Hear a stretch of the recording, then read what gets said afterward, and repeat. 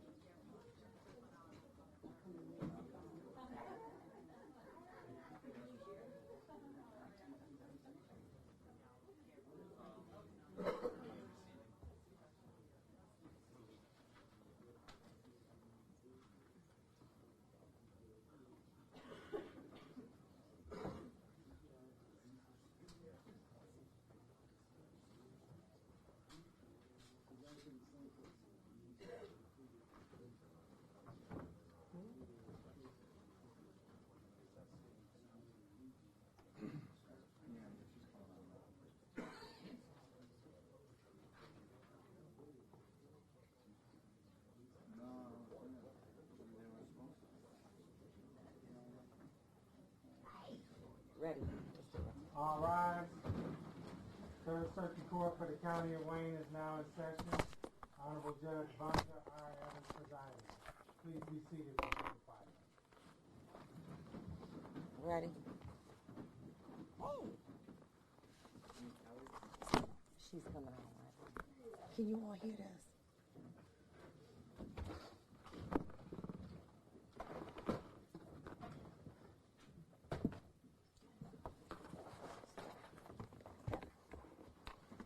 All right, very good. Madam, we need to give Mr. Melendez when we get an opportunity.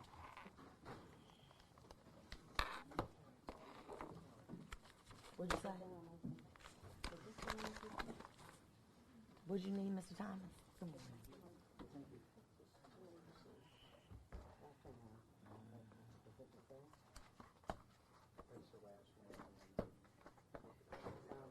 Yeah, I got it.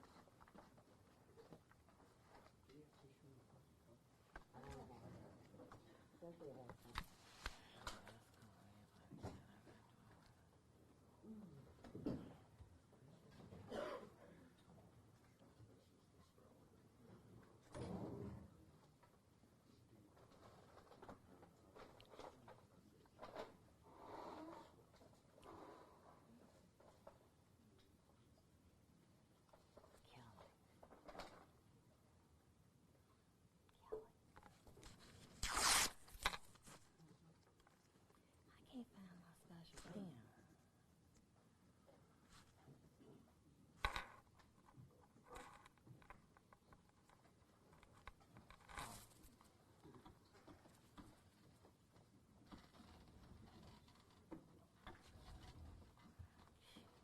Oh, you better ask somebody up in here. Kelly.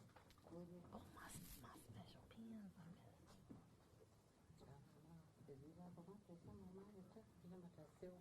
Both of them, they missing. What do I do? You need one, I don't have a special one. I have a regular one. But it's not my special one. Oh, that's bootleg.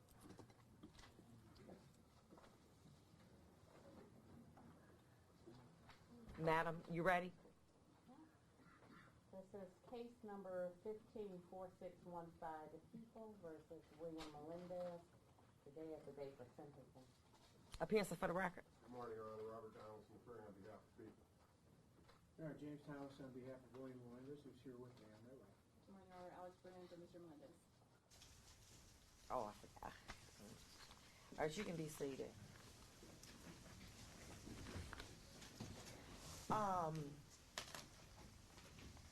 Obviously, today is a date and time here for sentencing, and what the court wants to do, something a little unusual. I want to call the probation agent as a witness for the court, Miss Murray. Is she available? Miss Murray.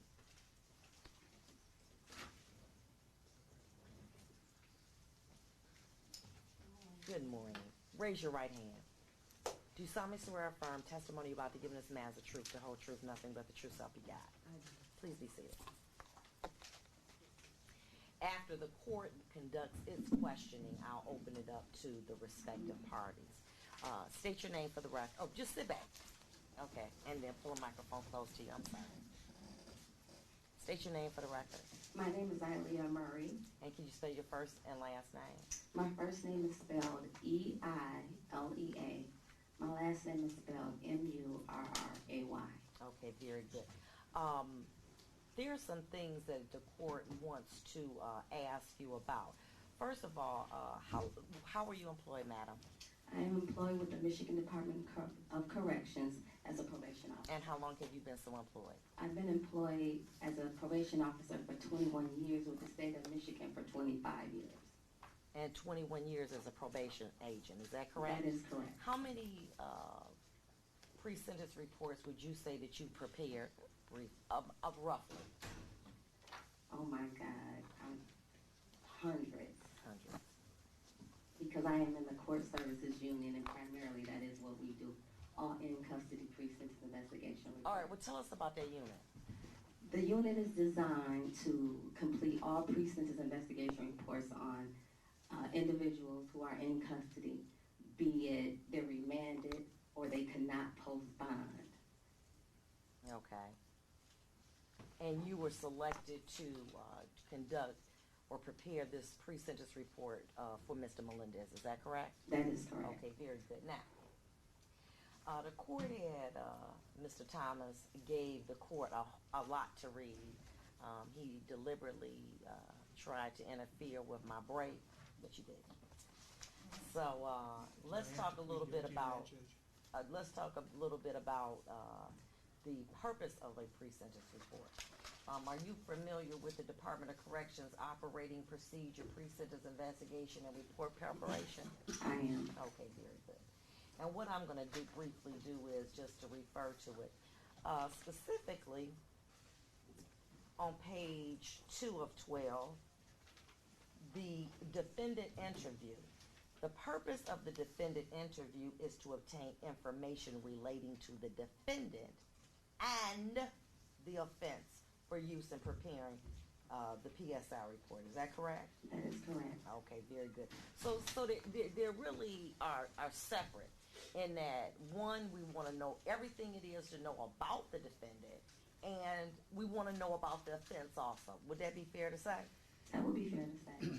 Also on page 3 of 12, it does indicate that in order post-interview investigative context, in order to confirm or dispute information provided by the defendant during the interview and to obtain additional data about the defendant, collateral contacts shall be made as part of the pre-sentence investigation process. Efforts to make the following contacts are required, and then it talks about residential verification and family contacts. Is that fair to say? That is correct. Okay, very good. Now, I had an opportunity to see the report that you authored that was very, very thorough, and I'd like to go through it. First of all, you indicate, and we talked about, you know, the purpose of what the report is for. On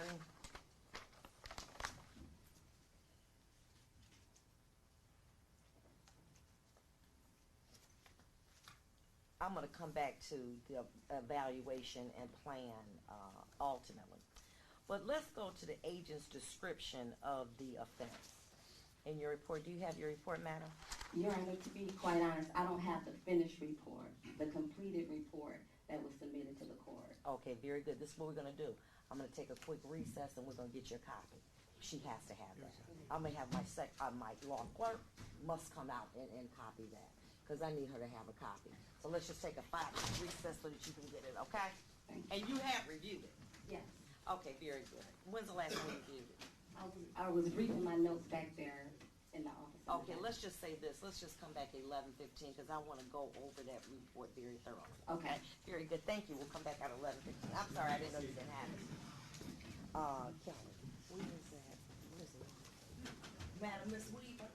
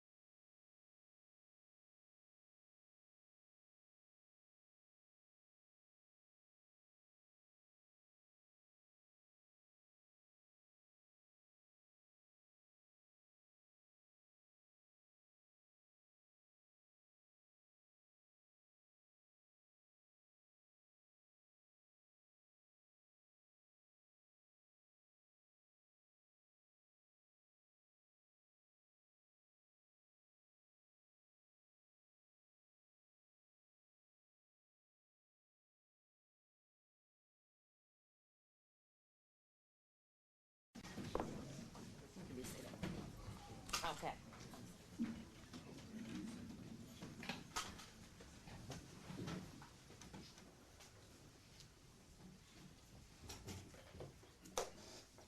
Okay, very good. Okay, now, page 2 of the evaluation. Oh, I'm sorry.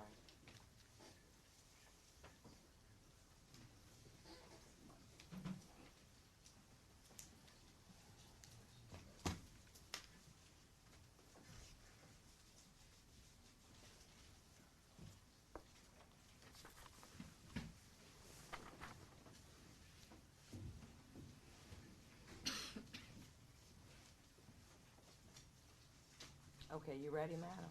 I am.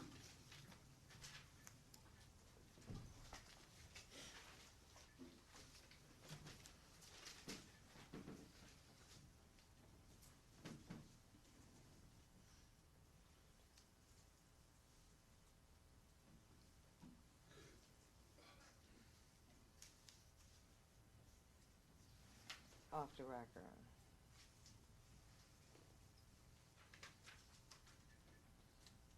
Okay, very good. Okay, now, on the second paragraph, it says, page 2, second paragraph, the defendant states that as he attempted to interrupt the vehicle, Wait. the Okay. defendant states to intercept the vehicle, he observed the complainant and failed to use his signal while turning and disregard the stop sign. Therefore, he activated his emergency lights to conduct a traffic stop. Observations in the defendant's in-car video are inconsistent with the details in the defendant's official police report. Where did you get that information from? In the investigator's report dated Okay. April the 20th of 2015, which is attached. Okay. Also, it On the indicates. same page, I'm sorry. Okay, where, madam? We're still on page 2 of the agent's description of the offense. Okay. I'm asking. Yes. Okay. Where is it? Oh, you're asking where is it on the report? Yes.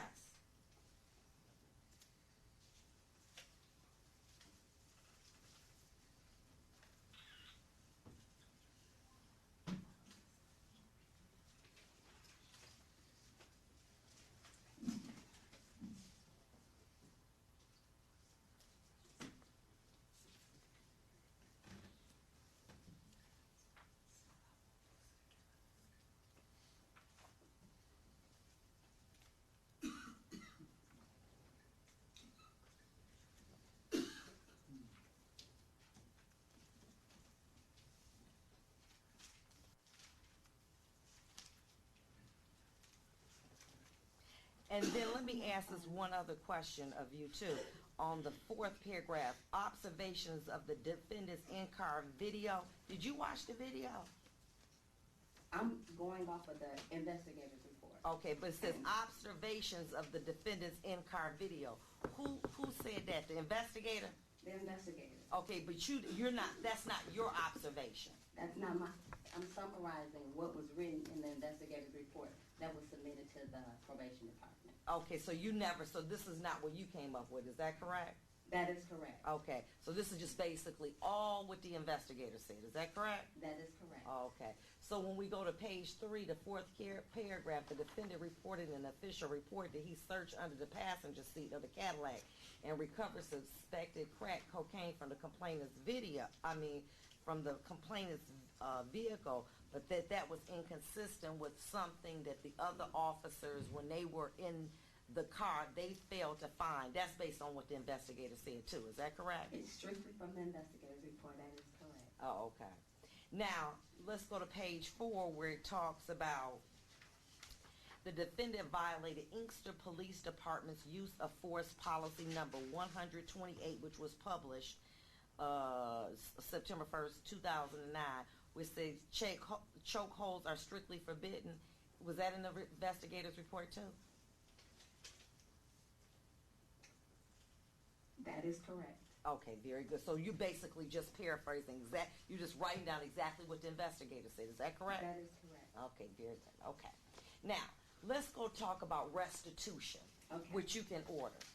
Now, according to the victim impact statement that was done, somebody, was that the investigator too that recommended that amount of $12,162.50? Or was that you? That was the information. Or No. Who recommended that? Who recommended it? 12,000. I recommended the restitution amount based on the receipts that were submitted to my office. Okay, let me ask you this. Are you aware of MCLA 780.767?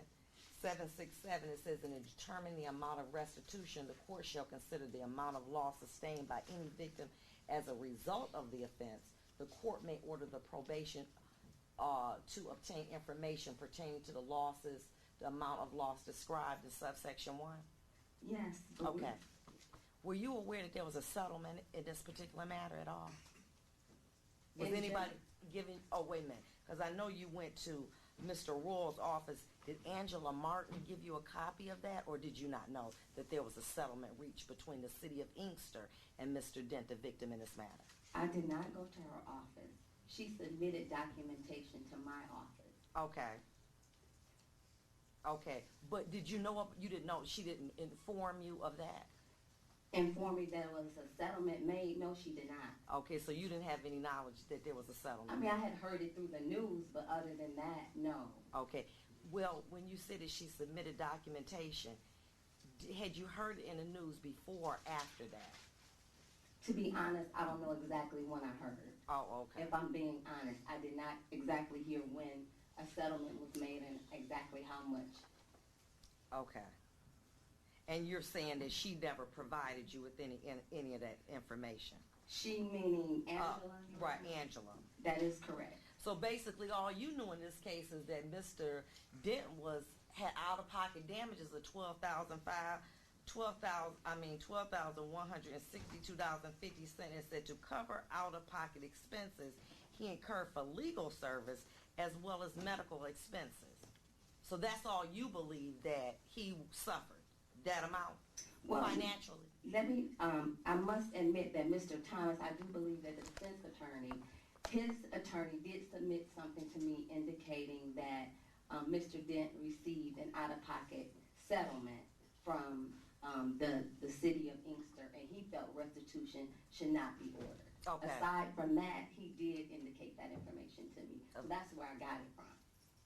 What? Mr. Thomas, about the settlement. You asked me, was I aware that a settlement had been made? Okay. So did you review the settlement? No, I didn't. Okay, so there was some documentation that I believe that Mr. Thomas had prepared. And let me take a look at that. Do you have that for me, Mr. Thomas? Do you have that, sir? I have a copy of it, Judge. Would you like to see it? If you could, check it out. I don't have it saved. April? You may. I do have it. Here you go. I need a deputy. Is a deputy available? I don't want to step down. Hand her the document. Can you let her look at that, please?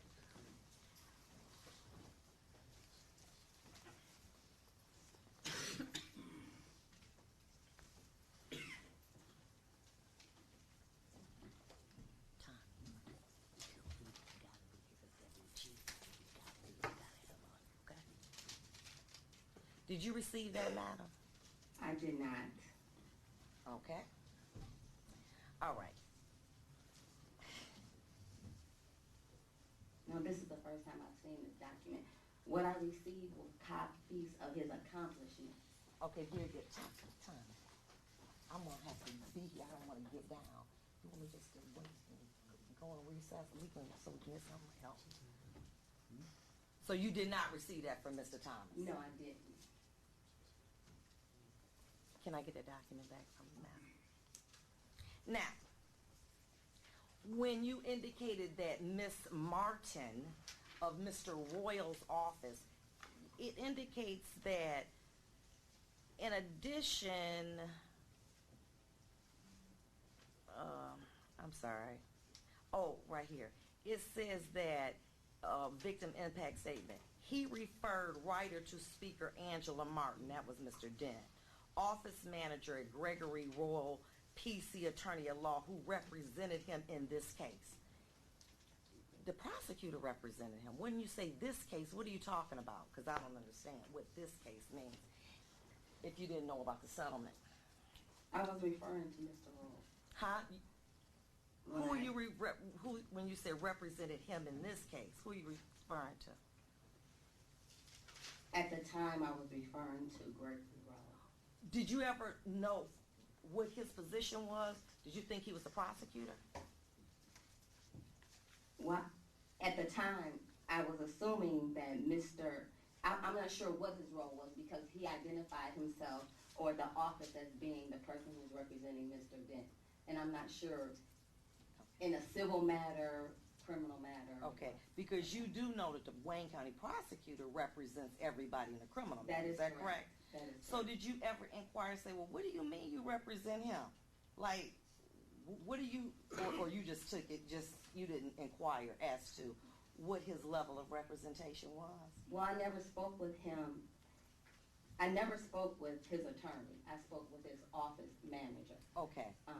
Who never indicated, or did you further question, who is Mr. Royal and how did he get involved in this, or you just left it at that? Well, no, I knew that he was representing him from the civil aspect of it when we start talking in terms of money and what his issues were. His issues being, I'm sorry. Meaning his issues as it related His Mr. Dent's issues as it related to his injuries, the issues that he was having, because he couldn't articulate exactly what was going on. Okay. When I initially contacted Mr. Dent, Okay. he referred me to his attorney. And when I contacted the attorney, he told me to contact, when I contacted You the keep attorney, saying he, I'm sorry. I'm sorry, Mr. Rule's office. When I contacted Mr. Rule's office, actually it was at night, so the office manager answered the telephone. Okay, And when I spoke with Angela, Miss Martin, of course. she went on to elaborate as to what his injuries were and told me that she could provide the documentation to me in terms of what the out-of-pocket expenses were. His out-of-pocket, Mr. Dent. Mr. Dent. And I believe there are two documents I would like you to look at. A Michigan IOTA trust account of attorney Greg Royal to the Michigan Psychological Consulting Services for $10,762.50. You have that? Yes. And it was dated for Floyd Dent for April 10th to June 15th, 2015. Do you see that? Yes. Did you ever question Miss Martin what the extent and why this check was so big for what services he received? Your Honor, that is not my role. My role is to ask for the receipts to present them to the court. Okay. Do you know what an IOTA trust account is? I don't. Okay. So it didn't, I see that you asked for Mr. Dent to get $12,162.50. But what I see is two things. Law offices of Greg Roll signed by Angela Martin for $500. And Michigan IOTA trust account law office of Gregory Roll signed by what I believe to be Mr. Royal, signature for $10,762.50. So how was Mr. Dent supposed to get this money back when the lawyer paid for it? Why do you believe that he should get this as restitution when this is something that the attorney paid for? Well, they submitted the documents to my office, and my role is to submit them to the court to request the restitution on his behalf. Okay. That's it. Okay. Now, you indicated that, in addition, Ryder also received a copy of psychiatric examinations completed on Mr. Dent by Gerald Shiner, diplomat of the American Board of Psychiatry and Neurology, dated April 7, 2015, as well as a comprehensive neuropsychological evaluation from Dr. Van Horn. Is that correct? Yes. And did you review that? Yes. So let me understand this. When you get information and you just say, like, just put it all together and then just say, here's the court, and then just like put it together, summarize it. or do you summarize it and make a recommendation? We summarize it and make a recommendation based on What you received, right? that is correct. So you believe that Mr. Dent was entitled to $12,000. May I finish? I'm not gonna Okay, say anything, very good. no. $12,162.50 for restitution, but you were unaware of this settlement. Is that correct? No, I said I was aware of the settlement once Mr. Thomas mentioned it to me. And then you asked me at what point Okay. did I become aware. I keep forgetting. When did you find out from Mr. Thomas about the settlement? Again, I'm not sure exactly when. Before or after you wrote your report? I can't swear to it. I don't know exactly at what point I found out. Oh, but let me ask you a question. Did you find out about it before yesterday? Yes. Did you do an addendum to say, I talked to Mr. Thomas 2 days ago, and he said that there was a settlement in this particular matter. I want to do an addendum. I did not. Okay. Could you have done that? I could have. You thought not to do that, is that correct? You're saying that Mr. Dent should get $12,150 when he got a settlement for $1.3 million, but you didn't think that that was important so that the court would know when I reviewed this? Well, it's not up to the probation department to distinguish. We present the facts as we receive them. Right. And with that being said, I was aware that he received the settlement. I gave you the information that was provided to me in the form of receipts, and I indicated this is the information that Mr. Dent provided to me as it relates to out-of-pocket expenses. And I thought it was up to the court to decide whether or not he was entitled to it. Not that it was my decision to determine whether or not he was entitled to it. But you recommended it. That's it. I made Okay. a recommendation. But you forgot to do an amendment, addendum to indicate, let the judge know about that $1.3 million. What about she didn't know about it? You think that would have been important for me to know?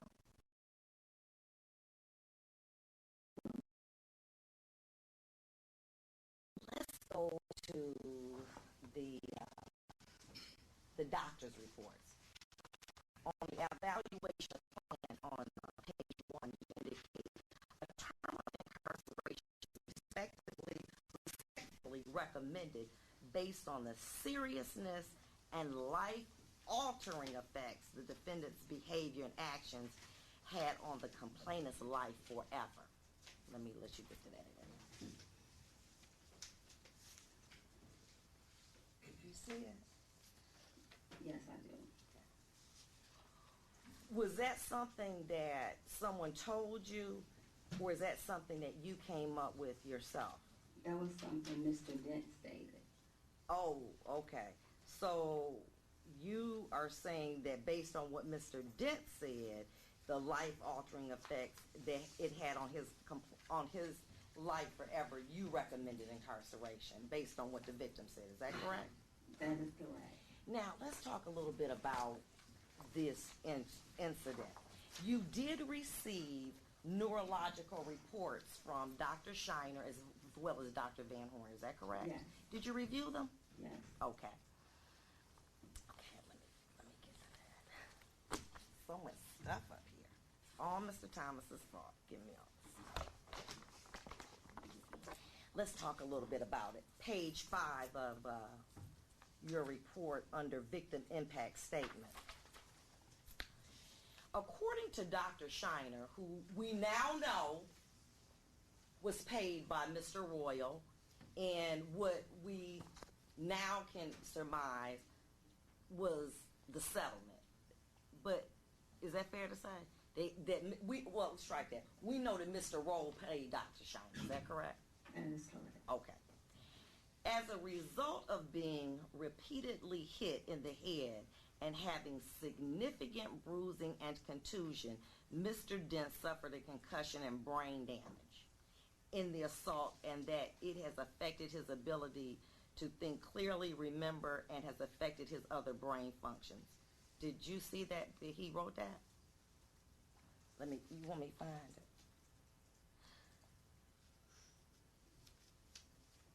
Did he write that in his report? Right. Okay. Well, Yes. okay. Did you see that? In the report? Yeah.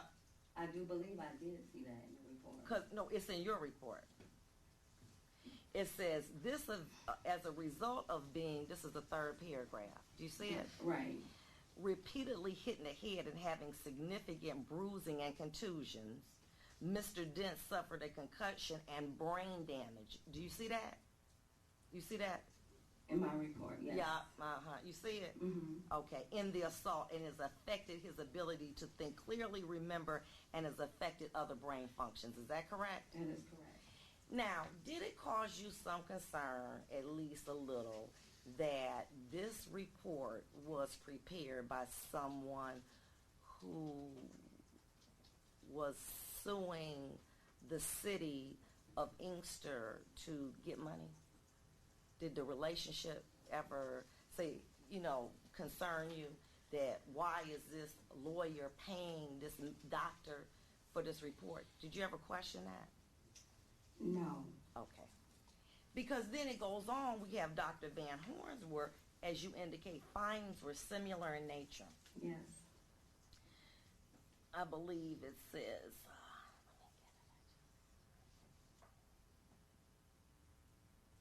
the result of the comprehensive neuropsychological test results show a pattern of someone who suffered with post-concussive syndrome that has significantly affected his cognitive abilities.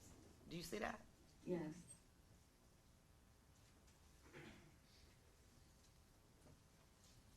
Mr. Dent demonstrates significant impairment in memory, language, visual, and constructional type abilities given his history of apparently well-developed skills in the area of his work history. Is that correct? Yes. Some of the sensory and motor abnormalities observed may be related, at least in part, to peripheral factors and should be evaluated and treated. Did you see that? Yes.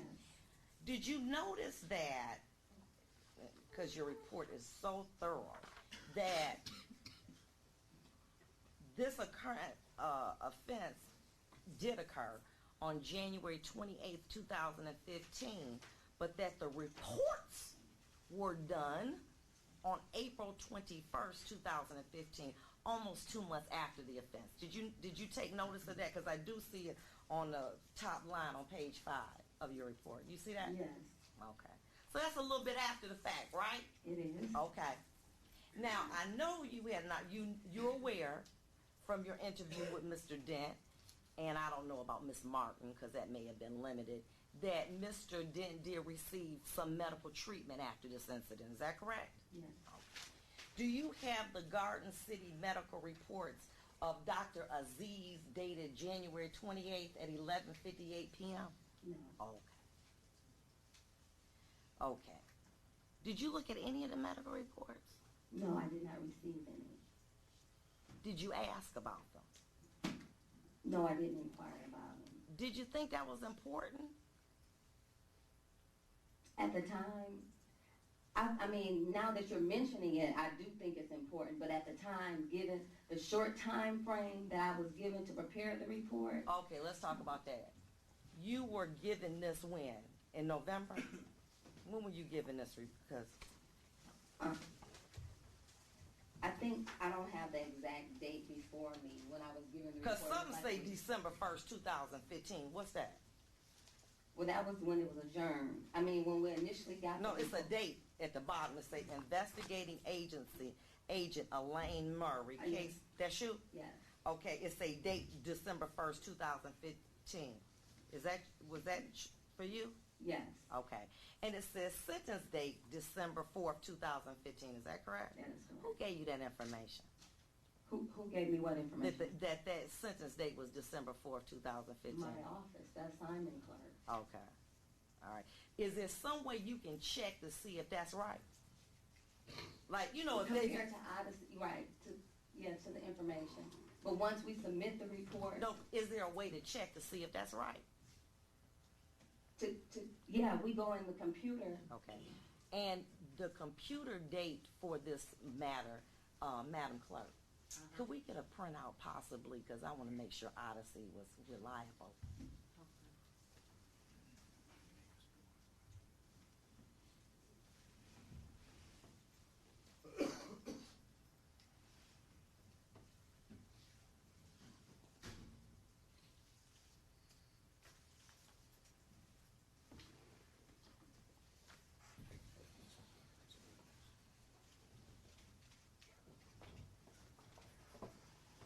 I'm sorry, this mess will make a mess up here.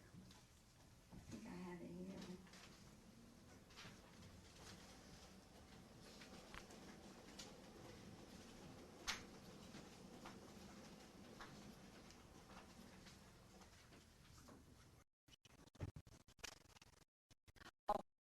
Because the court just pulled up the registration of action, which basically,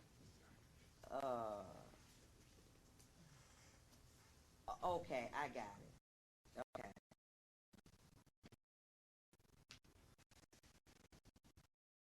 So there was a date in the computer, December 3rd, 2015. It was reset, and then the one on December 4th, it was reset to court on February 1st, 2016. And the one on February 1st, 2016 was reset to February 2nd, 2016. That's what you relied upon? That is correct. Okay, very good. So, you had to do a very rush job, is that correct? That is correct. Did you ever think to say, you know what, I can't do that report in that length of time because I need more information. Like, I really need those medical records just to see what if, I think because this little manual will be talking about to make sure that everything is consistent. Let me say the right words because it did say something different.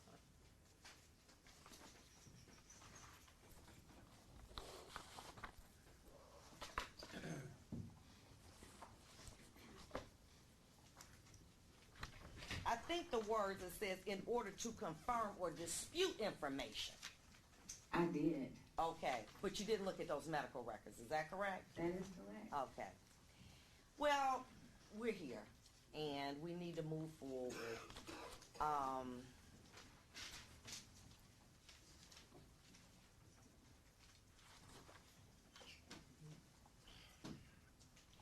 Your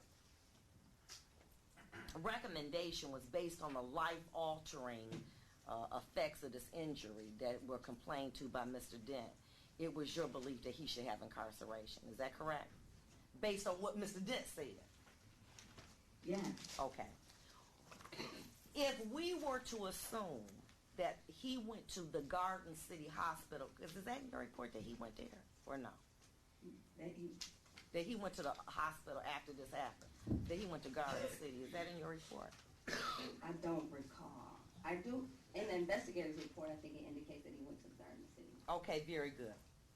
Would it surprise you to know that if we were to stipulate that the defendant was the victim was taken to Garden City Hospital on January 28th at 11:58, I think, p.m. Would it surprise you to know that when he was evaluated, according to Christine Gillette, RN, patient was up from ER alert and orientated 3 times, follows all commands, cooperative and appropriate. Would that affect your decision, your recommendation at all, to know that at the time, shortly thereafter, there's a nurse that's documenting or at least observing that Mr. Dent followed all the commands and was cooperative and appropriate? Would that cause you some concern, or how would you interpret that as far as your finding? It would probably cause me some concern. However, after reading the investigator's report, I would imagine being struck in the head multiple times, that you would sustain something. There could be some delayed reaction. Okay. I would imagine. And Dr. Shiner, which we know who is a neurological doctor, says brain damage. Is that correct? That is correct. Would it surprise you that in Dr. Aziz's report, dated January 29th, assuming that you don't have it, was obtained to the brain and facial bones. There was diffuse cerebral atrophy, which is the shrinking of the brain, and there is a small area of increased density along the posterior aspect of the splenium of the corpus calcium that could, C-O-U-L-D, represent a small area of subarachnoid hemorrhage. No other intracranial hemorrhage is seen. Based on that, the doctor who, this is ZZ, whoever, who saw him on January 29th, less than 24 hours later, reports that there could be a small area. Does that cause you some concern? That this doctor, after they do a CT scan, you're familiar with that, is that Yes. correct? That those were the findings? Yes. Okay. Well, let's look at, then he ultimately, Mr. Dent, is released from the doctor, Garden City. Yes. And I believe that, and as you know, that the diagnostic impression says subarachnoid hemorrhage and medial blowout fracture of the right orbit. Would it be fair to say that the subarachnoid hemorrhage is bleeding of the brain? Yes. Okay. But we would also indicate that according to his report, it says a small area. It could be. Is that fair to say? It could be. But it's bleeding, right? Right. But they release him. Garden City. And he goes to Henry Ford Fairlane on January the 30th. Does a investigator's report reflect that? No. At 8:44 p.m., assuming this would be true, victim was discharged today per patient, and he was diagnosed with blood on the brain.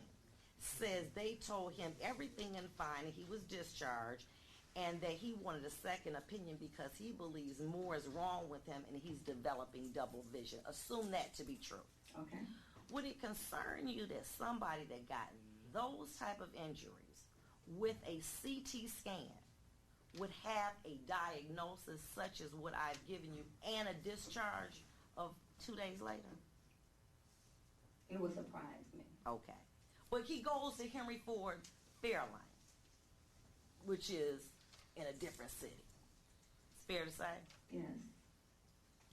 And at 9:54 p.m., assuming this to be true, there were x-rays of a CT scan that found everything was negative, and his plan is to repeat CT head and CT blunt of chest. Would that surprise you? That they will repeat it? No, that everything, that there was negative testing. Yes. Would it further surprise you that he was discharged from there on January the 30th at 11:32 p.m. after having only been there maybe a day? Would that surprise you with somebody with those serious injuries? Yes. However, the finding, and Dr. Ibrahim, was medial orbital fracture, facial contusion, chest wall contusion, abdominal contusion, fracture of the rib on the right side, and a closed head injury. Those were the findings. Then Mr. Dent goes to Henry Ford Hospital on West Grand Boulevard. He's admitted on February 1st. The Constitution, he's oriented to person, place, and time. Neurological, he is alert and orientated to person, place, and time. No cranial nerve deficit. Psychiatric, he has a normal mood and affect. His behavior is normal. And his judgment and thought was normal. Now that's 3 days after having received a horrendous injury. 3 doctors at 3 different facilities come up with this conclusion. But Dr. Shiner and Dr. Let me get these people names. These some big names. Van Horn says some brain damage shit. He don't even know what's going on.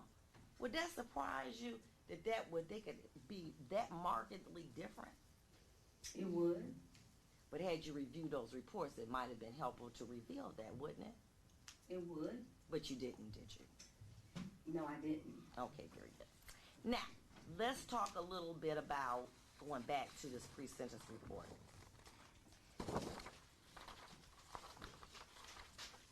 Mr. Dent's emotional trauma was revealed by him expressing his thoughts of being fearful as well as being held captive. Where are we? I'm sorry. I'm sorry, on page 5.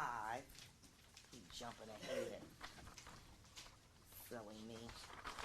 Under victim impact statement. Do you see that? Yes.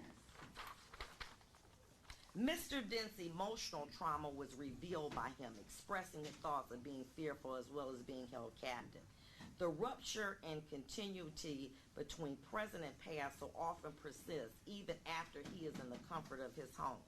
Mr. Dent may give the appearance of returning to ordinary time. However, while psychologically remaining bound in the timelessness of the captivity by the very people who are trained to protect. In an attempt to re-enter ordinary life, he may consciously suppress or avoid the memories of his ordeal by the police.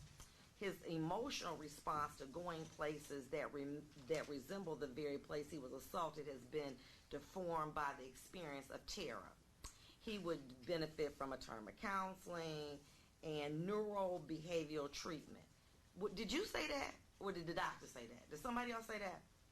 Was that your conclusion? All of this that I just read?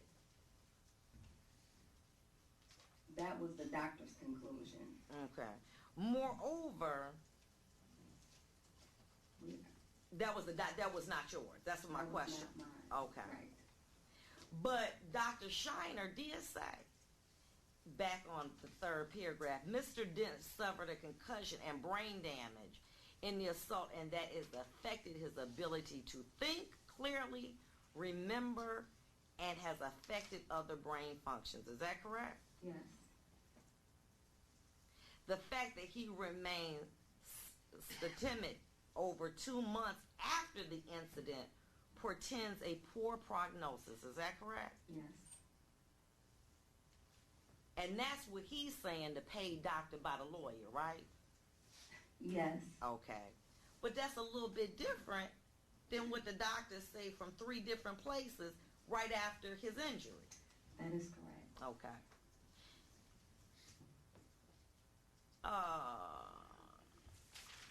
Then it says the fourth paragraph. In Mr. Dent's current condition, he's incapable of performing any sort of work. Is that correct? That is correct. But you said the reason for this referral was to review Mr. Dent's records, psychiatric evaluation, mental status examination, and disability determination. What's a disability determination? Where are we? I'm sorry. At the top of page 5. All right. What's disability determination mean? That was the information provided to me by the doctor, whether or not he will qualify. For money from the state? No, you ain't talking about like that, like disability, like when you be getting checks. I presume and unable to return to work. So, someone prepared a report that said that Mr. Dent's injuries were so serious and he wouldn't be able to return to work that it may warrant him getting some type of SSI check from the state because of his disability. Is that what you mean, disability determination? Absolutely, disability determination, whether or not he will be qualified to return to his employment at Ford Motor Company. Right. Where he would receive possibly disability for the rest of his life. From Ford Motor Company? Or or from the from the state. Well, who would have prepared that report when you got a settlement for $1.3 million? I'm not sure who will prepare that report. But you got it from Mr. Royal's office, right? That is correct. Oh, okay. As well as the checks, right? That is correct. From Mr. Royal's office, right? That is correct. Okay. The lawyer that, according to your report, represented Mr. Dent in this case, right? That was your question, right? Well, the wording indicates. Oh. Also, some of the wording in my report was I asked for my name to be removed from the report because it was submitted to the courts without me having the opportunity to review it for the final submission to the court. So I did not have the opportunity to review it in its findings for final submission to the court. What you mean in your findings? When I submitted my initial report to the probation department, I submitted all of my information to the probation department. When they submitted their final copy to the courts, I did not have an opportunity to review it in its final draft, is what I'm stating. And when did you submit it? When did I submit it? Somewhere around the exact December the 2nd or 3rd. It had to be submitted to the court 2 days prior to sentencing. Okay. So I would imagine it came to court on December the 2nd. Did you, and so once you all do the report, you don't know when the sentencing occurred, do you? Other than what is written in Odyssey, if it has been updated after the initial date, which is written on the conviction referral slip, no, we do not. Okay. So you didn't know that it was 2 months after you submitted your report that the sentencing actually was done, which would have given you ample time to review that report if you wanted to. That is correct? correct. But you didn't do it. Right. But you want your name removed from it, right? Right. Because you didn't review it. That is correct. But you still made the recommendation that a term of incarceration is respectfully recommended based on the seriousness and life-altering effects the defendant's behavior and actions had on the complainant's life forever. But you did not check the medical records right after. You relied on reports from a lawyer that represented Mr. Dent in a settlement and received $1.3 million. And you didn't take the time when you found out that this sentencing wasn't going on December the 4th to review that. But somehow you were able to make that recommendation. Is that correct, madam? Not totally. Okay, let me ask this question. The operating, that manual,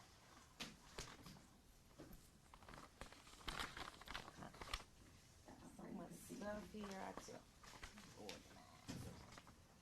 The purpose of the pre-sentence report, and I think initially the court had indicated, was to obtain information relating to the defendant and the offense. Is that correct? Yes.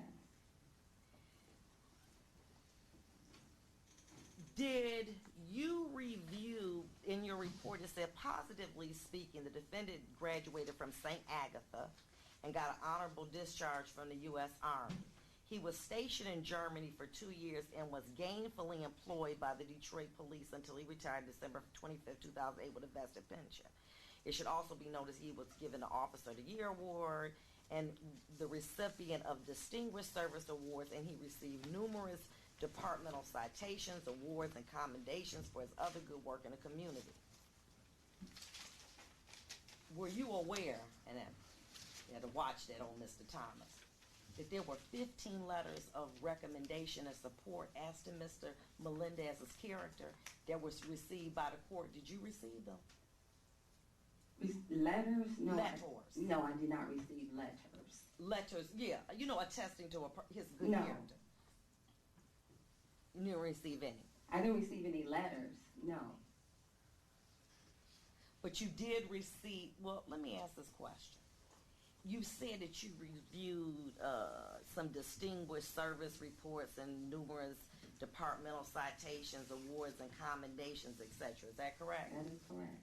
Did you review a report by Westland where in 2015, and I don't have the date,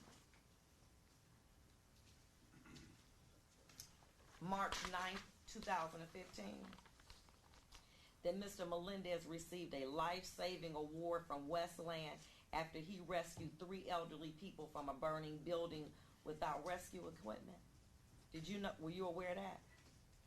I can't say if I actually got a letter, but if that was a part of the stack of letters and citations that he received. You say letters. What letters are you talking about you got?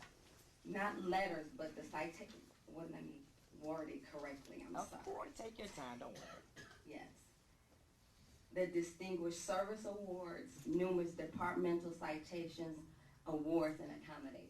Okay, but specifically that one. Did you see that one? I can't say that I did because I don't have those stacks of information. How many? I'm gonna do one better. you said that you reviewed numerous departmental citations. Is that correct? Yes. How many do your notes reflect you reviewed? My notes don't have a actual number. Okay. Is it somewhere you could look for that number? If we adjourned it for lunch, you could go back to your office to see how many you reviewed? I can make a telephone call, yes. Okay. And then how many awards? How many awards did you see that he received? Do you have the number? I can get that as well. You don't have it? No, not here today, but I can have it at the office. And commendations, you don't have that either? Not the number. Okay. Nor do you have letters that of his character? I don't recall receiving any letters of his character.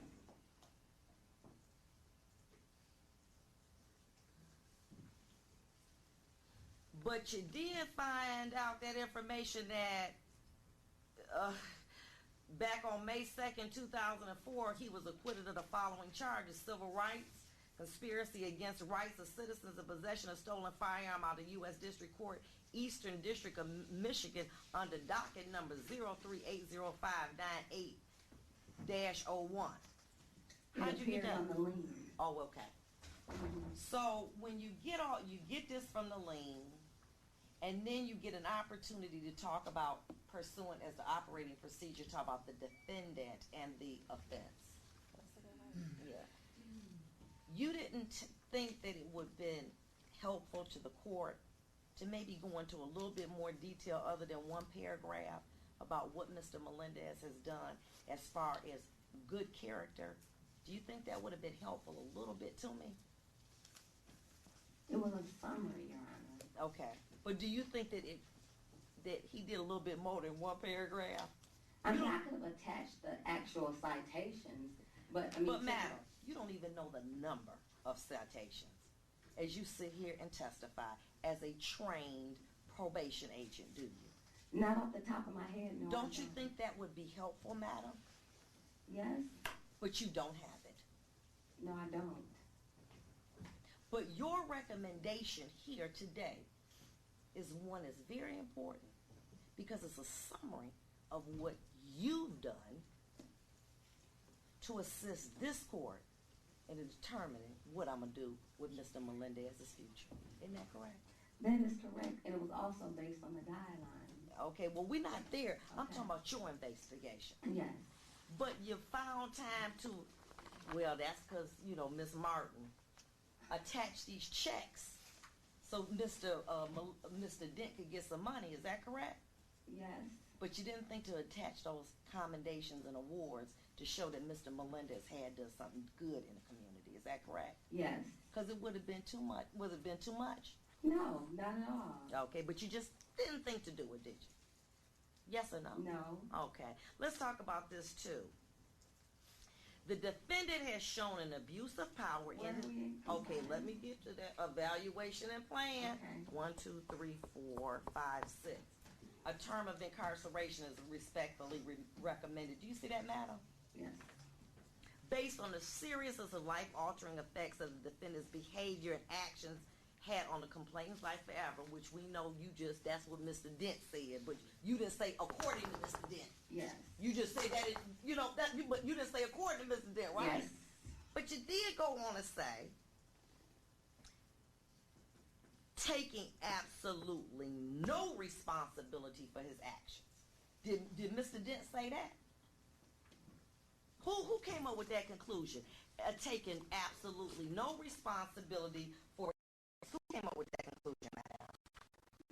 Mr. Dent in our conversation. The recommendation is by Mr. Dent. It ain't nothing by you. Is that correct? That is not correct. This is my recommendation, but it was based on all of the information that I gathered. But when they say taking no responsibility,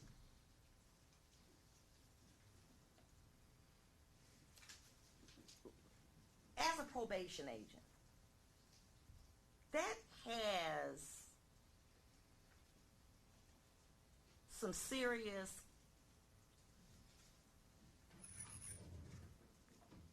not consequences, but that's almost as if when you do a pre-sentence report or in probation, you look at a person's remorsefulness and their ability to take responsibility to rehabilitate them. Is that fair to say? That would be fair to say. And so when a person doesn't take absolutely no responsibility, I think that's what the word was. Let me find it out. That's myself.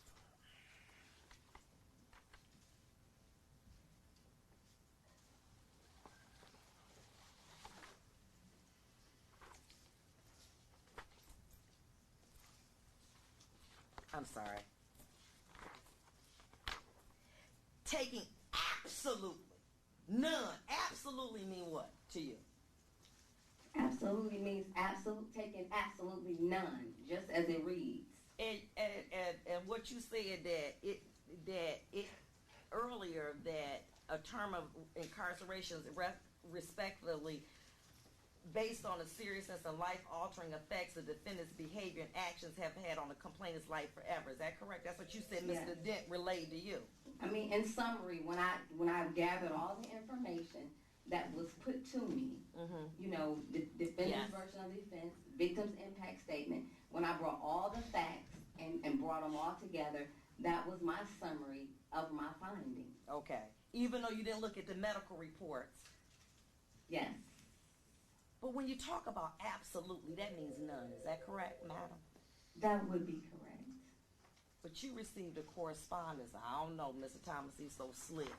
Didn't you get an email from him saying that for appellate purposes, I've advised my client not to make any statements regarding this incident to you? Yes. So why would you say that he didn't take absolutely no? Madam, may I finish? Okay. When you knew that his lawyer advised him not to say anything. May I speak? You may. Your Honor, at the time when I interviewed him, You'd have had an email. I did not have the email. So if you had the medical reports, the email from Mr. Thomas, the letters of character, the number of exact citations that Mr. Melendez had earned and awards, do you think it would affect your recommendation in any part that we've discussed today on this record? I did not have the letter of recommendation. That's not my question. My question was, based on your 20 years of experience, do you believe the things that we've discussed today, the lack of knowing the number of awards and commendations Mr. Melendez received, the letters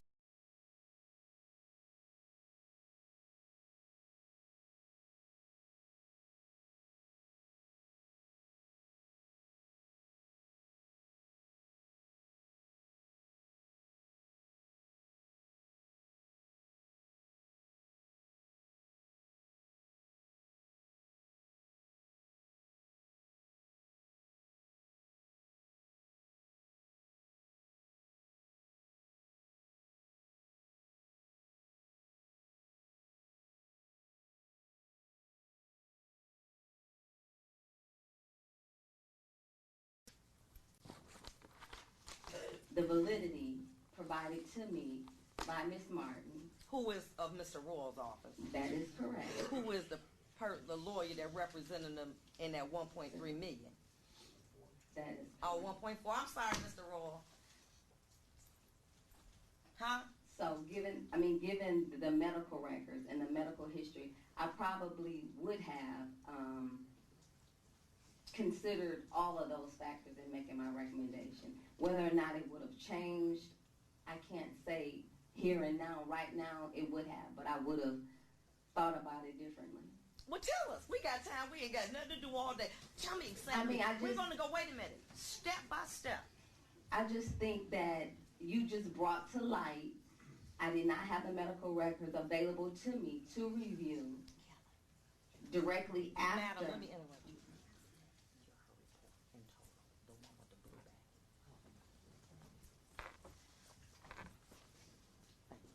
Off the record.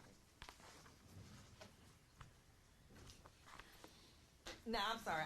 I'm in error. I was very rude. And what'd you say? I'm sorry, madam. I was just saying, given the fact that had I had the medical records available to me for review immediately following the incident from 3 different hospitals, if you will, that you have pointed out, where their findings were totally different than the information that Well, was not provided to totally. me. Well, questionable, if you will. Okay. But providing, and even in scoring my guidelines, I don't think I would have changed the scoring of them either. So to say, So basically, it didn't matter, did it? I don't think that. It didn't matter. The fact that all of that we talked about, it wouldn't make a difference, right? It wouldn't make a difference. Because your mind was made up based on a lack of information that you did, but you prepared a 30-page report. And you didn't think enough to say, Judge, I need an adjournment. I need to update it. I need to put information I think you know. It won't change my mind, but I think you ought to know it. Don't you think you had a responsibility to this court to do that, madam? Your Honor, I do, but I had no idea that his sentence date had been adjourned. But you took the time to find receipts and cancel checks to attach the 30 pages, but you didn't think enough to go in that investigator's report and say, hey, if he went to the hospital, I need to see them records. You didn't think to do that, did you? I did not think to. Because your mind was made up. No, it wasn't. I have no further questions of this witness.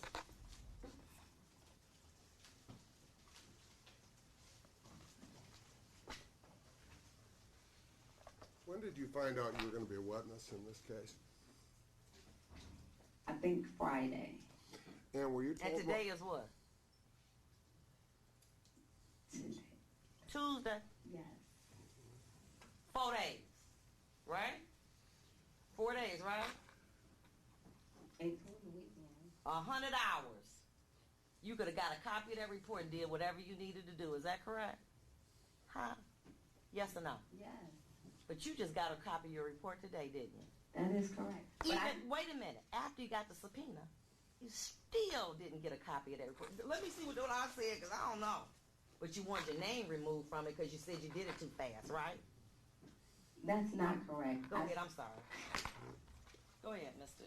When did you first find out that your integrity was going to be under attack? Excuse me? That's an improper question. I'm not going to ask that. When did you first learn that there would be allegations as to how you prepared the report? When I took the witness stand. Okay, let's back up. You've been a probation agent how many years? You said 21? Yes. You ever got subpoenaed for a hearing? Once. Okay. Do you know, madam, the supervisors that we were corresponding with? Can you ask my secretary? Because we need to find out. Off the record. Let's take a 5-minute recess. Let me get some information.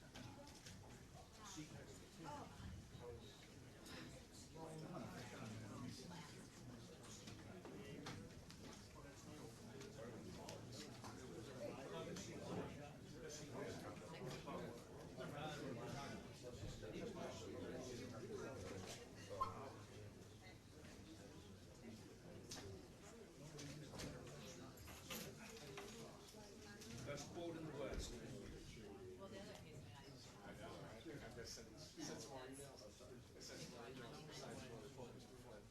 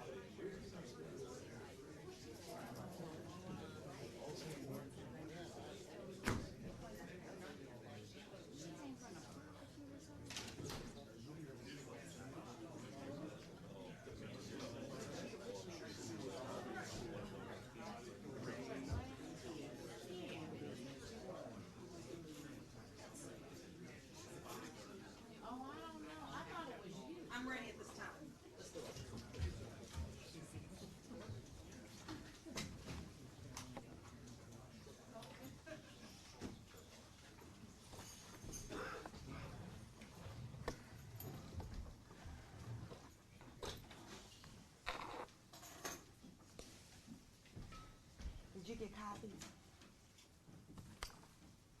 They're on your desk. Oh, yeah, okay.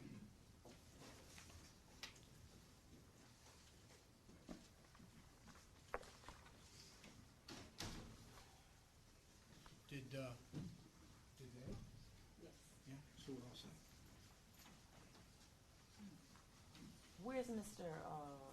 Donaldson? He's on his way back in. Okay, that's fine. I'm sorry.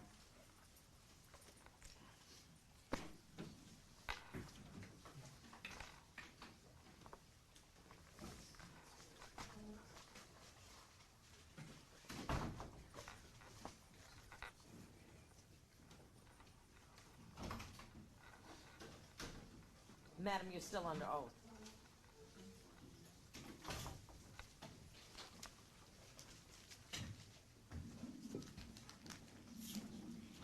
Back on the record. Madam, do you know someone by the name of Cheryl Braxton? Yes, What does she do? she's the area manager, What's the, of what? the probation department, I'm sorry. Okay, okay. How about Prezundi KZUNDZ Gray? He's a program manager. And what's that mean? He supervises the entire office in our building, so he's second in command Okay. Of your building? of our building. So would it be fair to say if the court faxed them a request for you to be present on the date of today, you knew that you were going to be testifying? Is that correct? Did you get a subpoena? I received a subpoena. And did you get any correspondence from Mr. Gray and Ms. Braxton, Mrs. Braxton? I received a copy of the subpoena. Okay. And that would have been the 28th? If that was Friday's day, yes. All right, okay, great. All right. 29. And on that subpoena, was there a request, do you know, to bring your notes? It says bring your notes and bring a copy of your pre-sentence investigation report, I do believe. Okay, very good. Okay, go ahead. I'm sorry to interrupt you. Mr. Donaldson. In your report, each and every factual recitation that you make in that report, you attribute to the source of that information, do you not? That is correct. And in terms of the description of the events that... Oh, wait a minute, hold on for a minute. What you mean by what you saying? What his question was? What did you take that to mean? It's based on the source, meaning the information that I gathered, my report is based on the information that is gathered.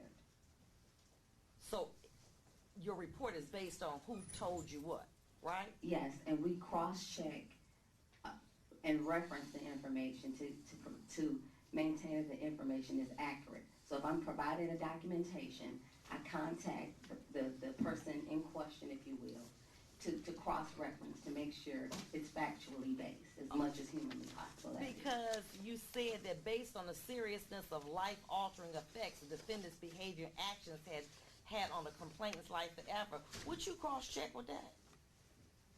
He said it, but would you cross-check with it? The reports by the... That is correct. That's it. So you That's ain't it. really cross-checking like you should have. Excuse me, I'm sorry. Yes or no? Like I should have. I didn't have the medical record Right. available to me. Okay, very That good. would be an accurate statement. Okay, so when you say to Mr. Prosecutor that it's based on the information that you have, my question is, do you make recommendations when you don't have all the facts? Well, I didn't realize that I didn't have all the facts at the time. You didn't know that you didn't have the medical records, even though it was referenced in the investigator's report of his injuries? Yes. I assumed that the court had a copy of his medical records. But that's not your job to assume, is it? You're right. You're right. Okay, because part of the recommendations, and you did the scoring, goes to the action of Mr. Melendez and the injury suffered by Mr. Dent. So they go hand in hand. You don't just make this little report, you actually do scoring, don't you? Based Yes. on the recommendations, right? Yes. And so you didn't have, let me ask a question. Would you think the medical records were important? Yes or no? Yes. All right, go ahead. I'm sorry, Mr. Donald. Purpose of the question is displayed, I think, right under the agent's description of the offense, where you say the following information was garnered from Michigan State Police. You do that throughout your report. You say where you got the information, correct? That is correct. Is it your job to sentence the defendant? No. To do what? To sentence the defendant. Okay. Is it your job to determine legally what the guidelines are? No. Is it your job to garner each and every fact available about the defendant's entire life? No. Is it your job to review the trial transcript? No. Is it your job to review all the exhibits? No. Is it your job to ask the defense their version of things? No. Is it your job to ask the defendant for a description of the offense and give some history and background? Yes. Is it your job to see what the police's version of the event says? Yes.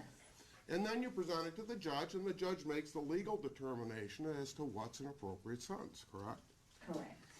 So whether or not your evaluation comes out a particular way, the judge can do whatever she wants, correct? Correct. And do judges always adopt the recommendations that you make? No. In particular, does this judge always bow to the recommendations you make? Absolutely not. I have nothing further. All right, Mr. Thomas, anything? Judge, I have no questions, thank you. All right, very good. Thank you, madam.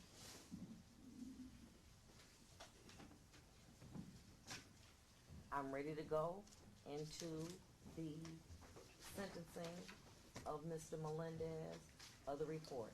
Are we ready? Yes. Yes. Mr. Donaldson. Well, strike that. Mr. Thomas, are there any, is it active?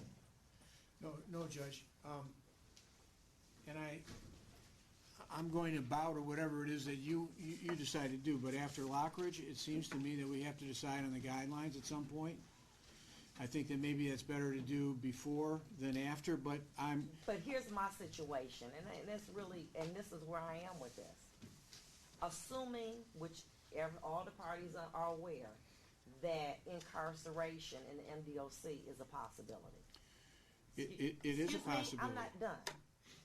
The fact of the matter, are you satisfied with that report that's going to follow him if in fact that's what the court does? No, Judge. And I didn't want you to take the fact that I didn't ask questions here to say that I agree with this report. I do not. And my concern is that if that is a consideration of this court, we know what Lockridge say, but will the MDOC say, well, we got this report, but Lockridge say, or are they going to be governed by this report and what recommendations they may make for your client? Because if you're ready to go, we can go. I'm ready. No, Judge, I want this report amended. And I have facts that I want to bring out to the court and point to specific parts of this report that I need to have you look at and determine whether that should be amended. I need to get my legal assistant out so she can take notes to do this. I need you to look at that with me and decide what to amend and what not to amend. What?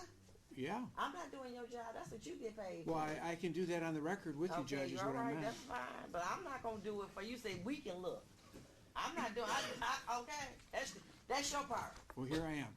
I'm ready to go. Okay, very good. As soon as I get my assistant out, I want to make sure that there's some changes that potentially can be made.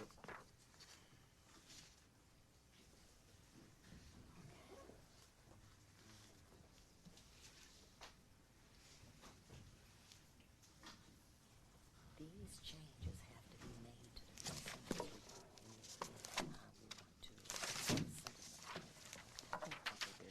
All right, very good. Okay, sir, I'm ready. All right, Judge. Let's go page by page. Page by page. The first page, there are no changes that I would make. That is page 1, the face page. The second page, however, obviously the jail credit should be 85 days if he were to be sentenced today. My calculation.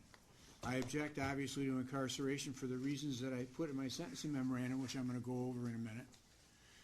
And the amount of restitution, I think the court understands that there was a civil case, there was $1.377 million paid, and it was for past, present, and future medical, his wage loss, his attorney's fees, all the things that they're asking for in restitution. That judgment has in part been satisfied, my So understanding. you want the addition, you want the court to omit restitution? I don't think restitution is appropriate under the circumstances that we find ourselves in. Just because someone else paid, not the defendant, the funds for the damages suffered by Mr. Dent, does not mean that he does not owe restitution. He may owe it to the city of Inkster. And I'd submit that it's a much higher figure than the figure that's contained in the pre-sentence report. Thank you, sir. So very good. So you It's a want, novel approach, except for the city of Inkster is statutorily required to defend him and to pay. Well, and so is the insurance company, and the case law is clear that when the insurance is paid to the complainant, that the insurer stands in the shoes of the complainant. City of Go ahead. Inkster's not insured. So, I mean, if you want further briefing on that, that's fine, but I think it's a double dip and it's inappropriate. He's protected as a police officer, even from acts such as the ones in this case. And he's protected by statute. financially, he's Financially, so why are we double dipping him? We should not be. Because the city paid out because of his behavior. Well, the city paid out, Judge, just so that you know, based on 2 reports. They never got a medical from Dent. They never deposed him. And they never filed a lawsuit until after the agreement had been made. They laid down big time in this case. So I'd like to address that. That's my view, Okay, just all right? go They ahead. must have been impressed by the guy snickering behind me. Okay. Next issue. All right.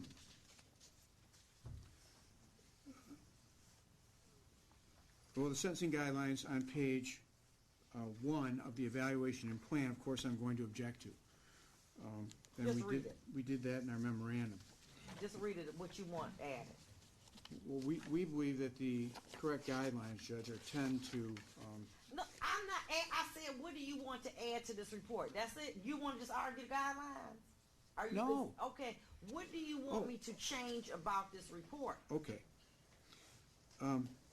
I want to change page 1. I want to change the life-altering effects reflection and taking no responsibility for his actions. I don't believe that there were life-altering effects. I don't believe that Mr. Dent has received one bit of treatment since he had his evaluations by the 2 psychologists in his civil case.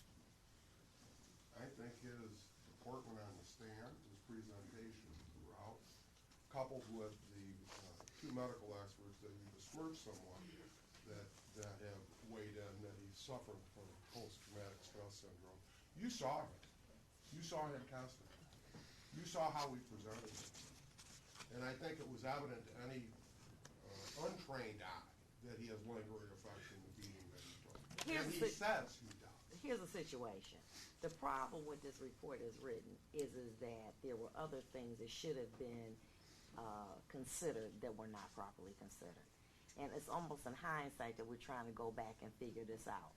I think that maybe in the best interest, but I tell you what, we'll get to that in a minute.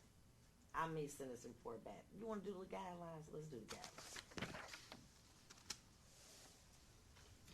Well, just so that you understand where in the report I'm having an issue, when we do send it back, can I continue? Go ahead. All right, on page 2, the observations made in the defendant's in-car video are inconsistent with the details of the defendant's official police report. I believe that that is argumentative, and it is actually not the fact. The in-car video are consistent with the defendant's official police report, except for the reasoning behind what it was that he did. The jury was asked a question, whether or not there was assault with intent to do great bodily harm less than murder. They said yes. We disagreed, of course. But as it relates to the events that led up to that, I don't believe that they're inconsistent. Okay. All right, what else? All right. The next area is the complainant's hands are clearly visible to the camera and free of any weapons, as Auxiliary Officer Zielinowski appears to be talking on his radio microphone. Judge, if the court will recall, one arm opens the door, and at that point then he reaches over to the right. What for? All right? Well, it looked to me like both of the hands are out, but go ahead. I'm listening. That's on page 2. If I just might, and I don't mind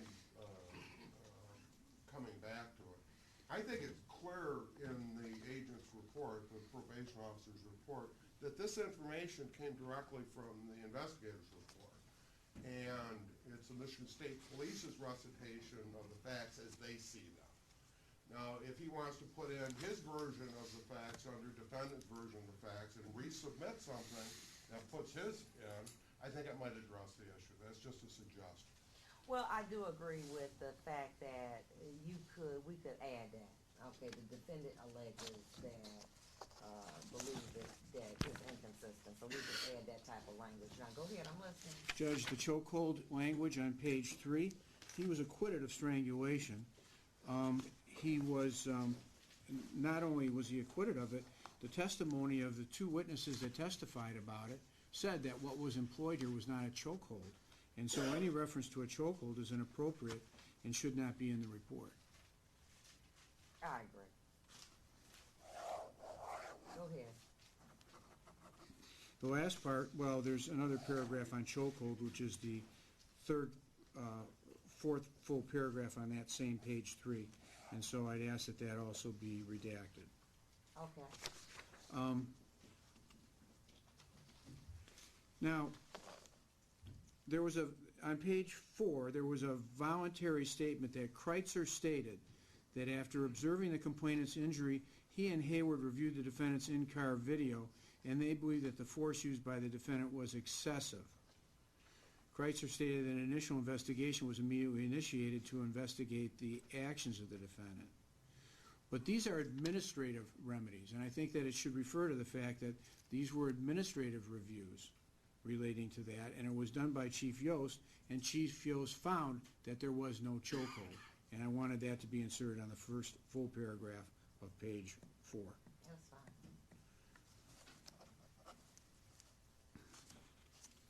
Now, the victim's impact statement, which is later on in that page, there is a reference, and you cued into this as well, and that is office manager at Gregory J. Roll, PC, Attorney Law Office, who represented him in this case.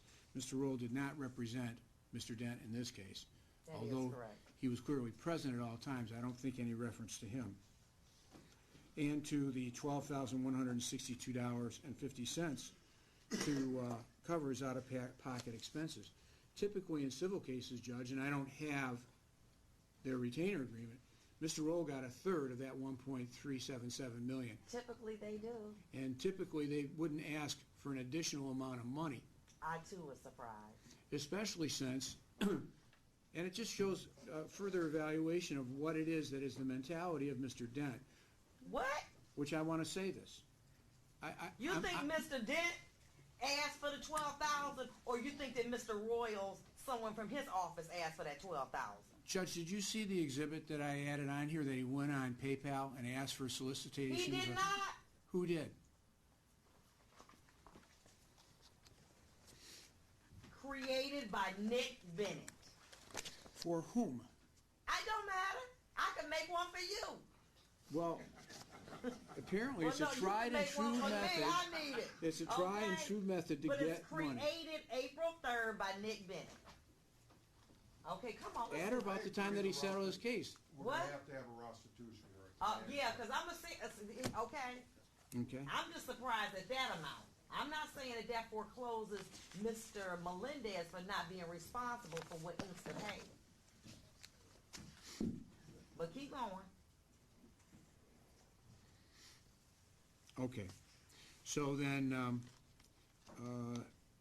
I think that this issue relating to the injuries of the defendant, and I think you've already ruled, is going to be revisited once there is a review of the medical records. I'd like to add to the report what is actually in the records at Garden City Hospital and Henry Ford Hospital.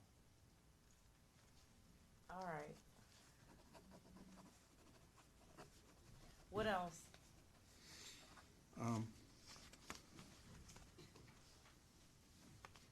Because All right. here's the situation. The purpose I am going to do this. Number one, Ms. Murray indicated that even assuming that what I indicated or brought out that she did not do, she had reviewed, she wouldn't have changed the recommendation. So to send it back to update that information knowing that she would not do it is redundant. So what I'll do is I'll ask you for suggested language to be added to the report, which you can order pursuant to the guidelines that they have at probation. She doesn't have to have any input in it, but I think that what No, is... I'm not doing that. But Judge, this is going to no. go with them to the Department of Corrections. You got No, it. we can go line by line. We got all day. Well, we do. And so then I would like to continue to do this line by line. Let's do it. All right. Judge, for the record, I think it's important that the description of the event was submitted to her by email on 11/24, the day after she met with Mr. Melendez on 11/23, and that's confirmed on page 6. We had sent her on the 24th of November a letter and hand-delivered it to the office as well. I personally hand-delivered it. And the language in the letter was, please do not misinterpret his or his wife's refusal to answer any questions regarding the alleged offense. Mr. Melendez is acting on my direct instruction not to discuss the facts and circumstances, and I recite the fact that there is an appeal. There was attached to that letter about 1/4 of an inch thick profile and series of letters and documents relating to his citations. The thing that I objected about was the fact that it wasn't provided to the court. It was just a one-paragraph summary, and the court didn't get a chance to see it. See what?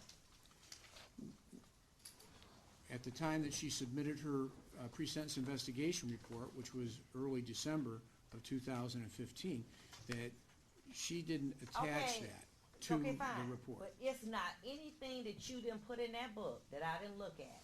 And No, I no, think I- that was obvious from my examination of that witness.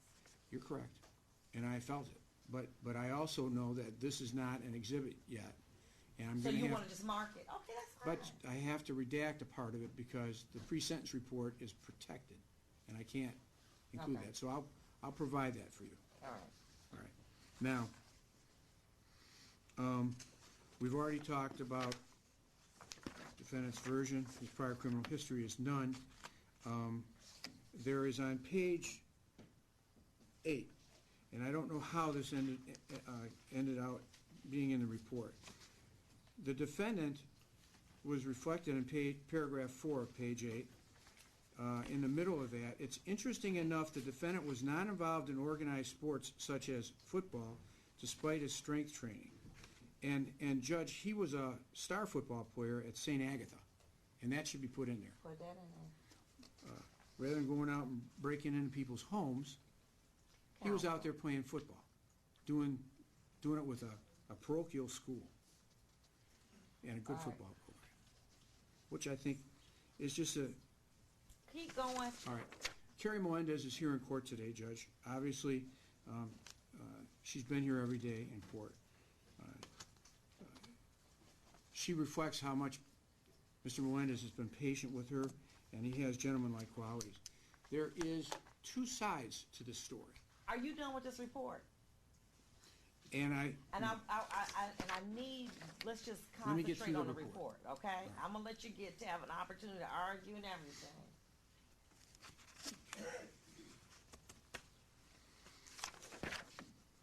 But I wanna make sure this report is No, right. the only other aspect is, obviously, the name Melendez is a Hispanic name. On the very second to last page, they put down his race is unknown. I We'll know change that. Thank you. Anything else on this report? No, Judge. Okay, all right. All right, as to that, okay, before we get to the guideline, Mr. Donaldson, Mr. Dick wants to speak? Or have somebody read something, or My have Mr. understanding Royal is- say something? No, not Mr. Roll. It's my understanding, and I'd like to address the court as well, that he does have a representative he'd like to have speak. He doesn't feel... Is that individual present? Mayor. Yes. Please stand, madam. Okay, first of all, before you do that, you're gonna have to, that shirt is not appropriate for what we're doing right now. You have a right to believe that, but I'm trying to, watch it, go ahead, you go ahead, Ruth. Go ahead, Ruth. My name is Danisha, and I'm here on behalf of, do I come up here? No, you're fine. My name is Danisha, and I'm here on behalf of Floyd Dent. Can I understand what the relationship is between this lady? You don't need to know. Go ahead. I will be reading this victim impact statement on behalf of Mr. Dent. Good afternoon, Your Honor. I would first like to thank this honorable court for its kindness towards me when I testified. Judge Evans, you showed me... Oh, no now this courtesy. is what Mr. Dennis saying? Yes. Oh, okay, I Mr. got Dent. it. Because I was trying to say, I remember when you testified. No, this is from Mr. Dent, coming from him. All right. Okay, you showed me more courtesy and respect than I ever saw from anyone from the Inkster Police Department. I am here today as a free man, as well as a vindicated and a true example of how the judicial system should work. While no one can undo what happened to me at the hands of the defendant and his cohorts, at least I am not the one going to prison. Thanks to the video and my lawyer who believed in me. Judge Evans, I know that I may not understand a lot about what is written in my medical records, but I do know that I will never be the same since Wednesday night, January 28th, 2015. My doctors even told me that after 38 years of my dedicated service to Ford Motor Company, I may never be able to work again, all because the defendant saw fit to take justice in his own hands and make himself out to be the judge, jury, and executioner on my case. And he almost succeeded. We all know today that I was innocent, but if the defendant had it his way with him planting evidence and doing what he did, I would be the one going to prison, not him. while his beating of me alone will leave me mentally, emotionally, and physically crippled for the rest of my life, I know that things could have been worse. For me as well, I'm forever grateful to everyone who stood beside me during these trying times and those who participated in this peaceful protest and rally this case to the public view. The defendant not only violated my rights as a civil citizen. I'm just curious, is this verbatim what Mr. Dent told Yes. you? Okay, go ahead. Go I ahead. just rewrote it. I'm listening to you. Go ahead. Okay, back to where I was at, okay? Violated my rights as a civil citizen, but he abandoned his oath, his duty, and his charge as a police officer. And for that, he should be ashamed. His actions as RoboCop were unjustified, reprehensible, and made good police officers the subject of public contempt and ridicule. For that, he should always be ashamed. You clearly admitted at my preliminary exam that you targeted me and you were going to pull me over regardless of how I was driving. Why? Because I was a black man in a Cadillac. I know, Judge Evans, that you will do the right thing, and I trust you to make sure that the defendant's sentence is fair and just. And while someday I may be able to forgive him as a man, no one should ever forgive what he did as a police officer. Thank you, Mr. Floyd Dent. Thank you, Madam. You're welcome. Let's go over the pre-sentence report. Let's go over the guidelines. And we understand at the onset that under Lockridge, People versus Lockridge, the court is not bound by them. So let's start.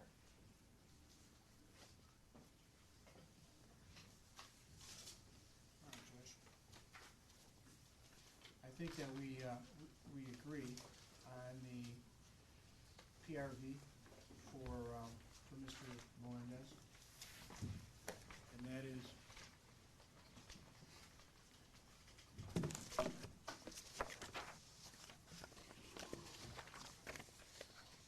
one second, Judge. Take your time.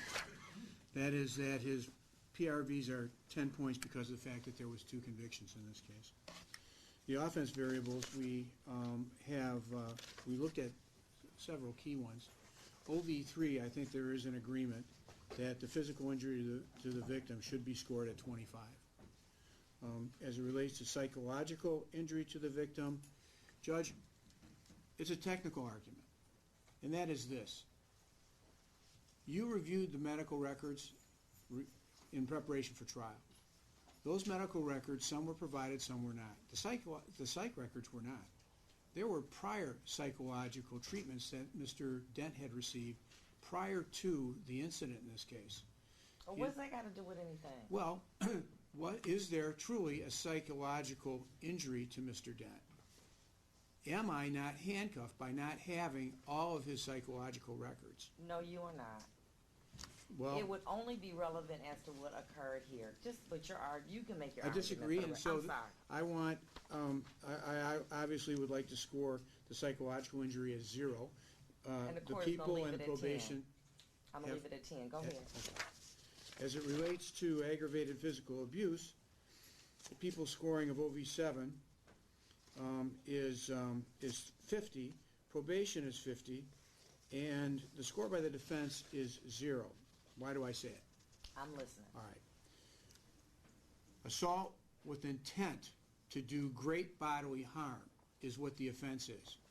It is subsumed the fact that there is going to be great bodily harm within the definition of the statute.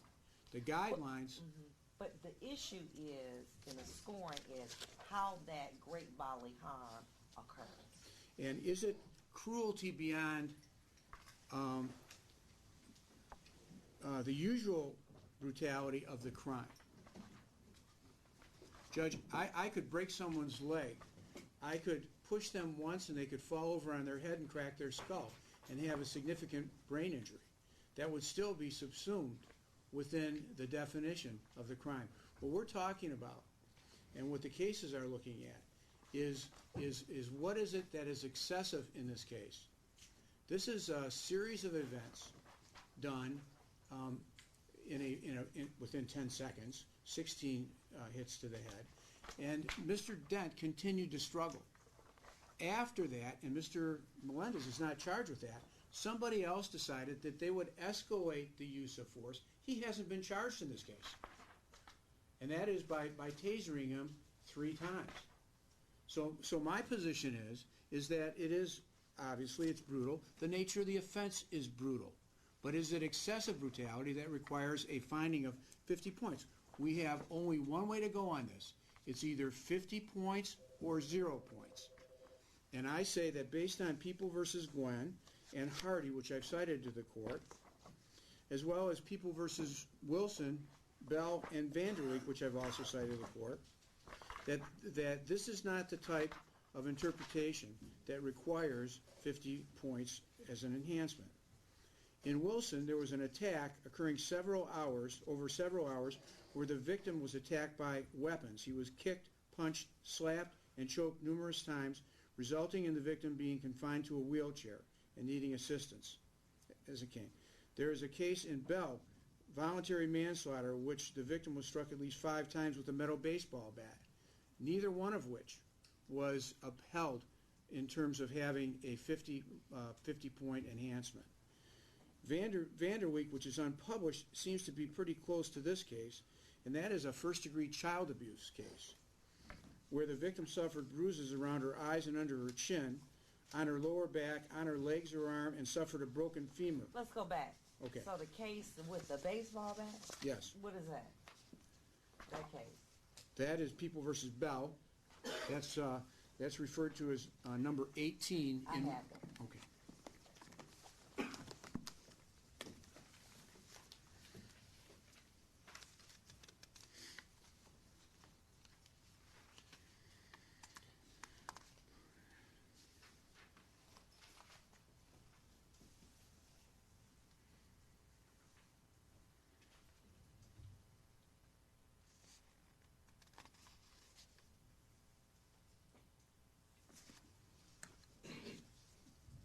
Okay, People versus Bell, citing that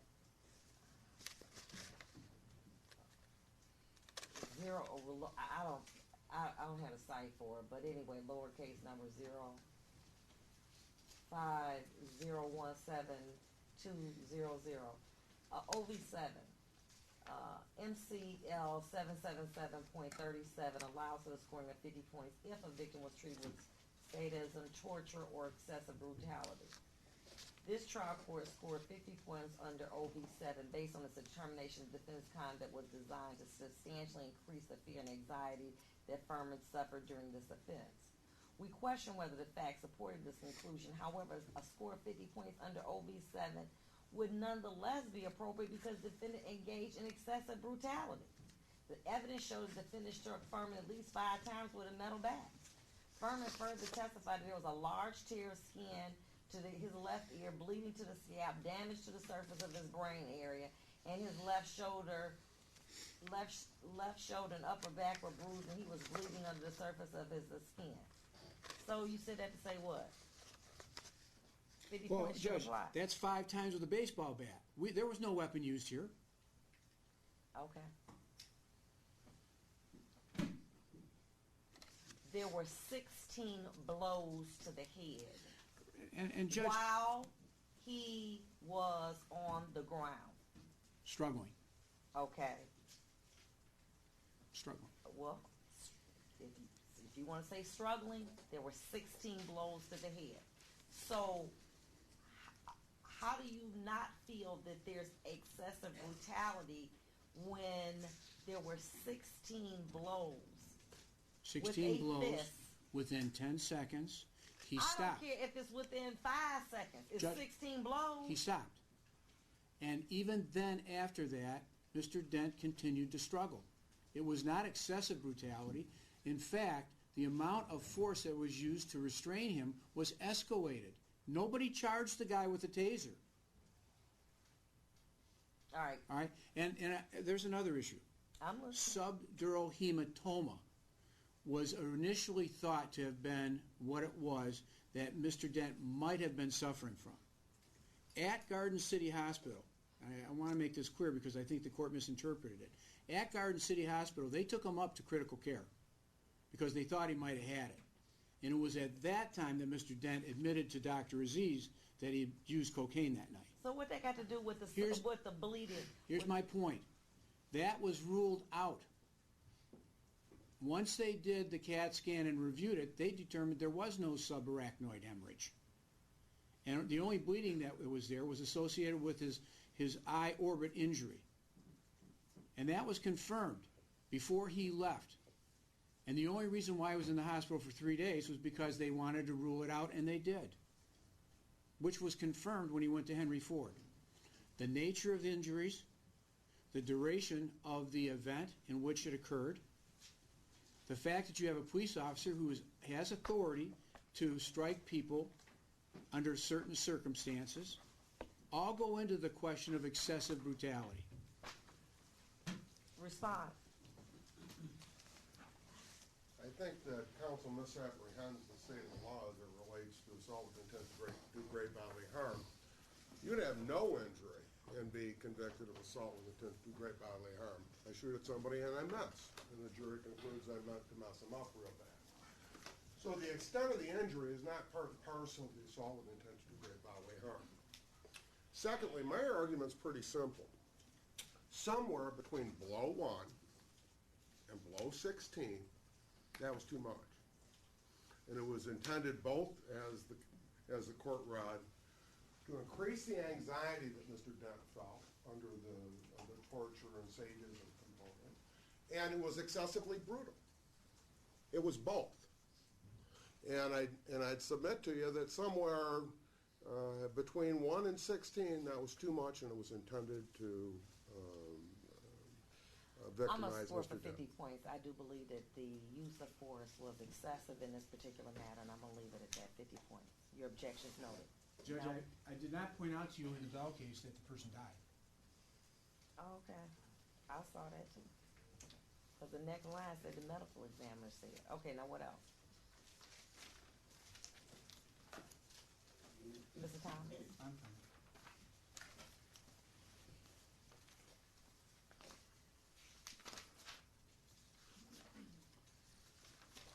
We're at OV 10. Okay.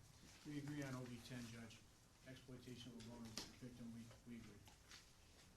And OV 19. Probation as well as the defense. OV 12, contemporaneous felonious acts. The people have asked for 10. Probation scored 5. We don't believe that there are contemporaneous I'm gonna felonious score acts. at 0. I just make a reference. You may. Our position at the charging phase in both at the exam and at the trial was not to address the behavior of the defendant in creating a false police report. And I'm not talking about the number of blows and why. I'm talking about whether or not they had a constant surveillance of Mr. Dent during the course of these events. And it's clear through a review of the video, which the court has reviewed, that that's a lie, both in his report and his testimony at the preliminary exam, which I attached as exhibits. I think those two things are clearly contemporaneous criminal acts within the meaning of the statutes and guidelines. In addition, I attached the search warrant that the defendant prepared, and he claims that there was a fleeing and eluding and that the drugs were taken off of Mr. Dent. Both of those, I think, are lies. Certainly whether the drugs were taken off of Mr. Dent. There's also a lie in terms of his terms of service. I've made my Off record. the record.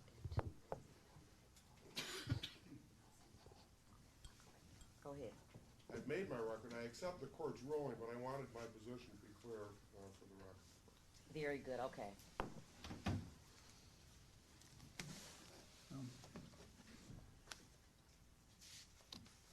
Mr. Melendez was in the military police when he was in the service. He was in the military police for 4 years. So I don't know where he gets the terms of service. He was never terminated from Detroit. And so his service was continuous for 25 years. So you just want that added to the record? I just want to make that for the record. Okay, now what else? All right, OV-19, threat to security of a penal institution. All right, people scored OV-19 at 10 points.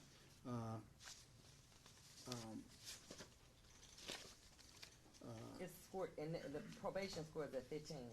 Probation 15, and we asked that it is 0.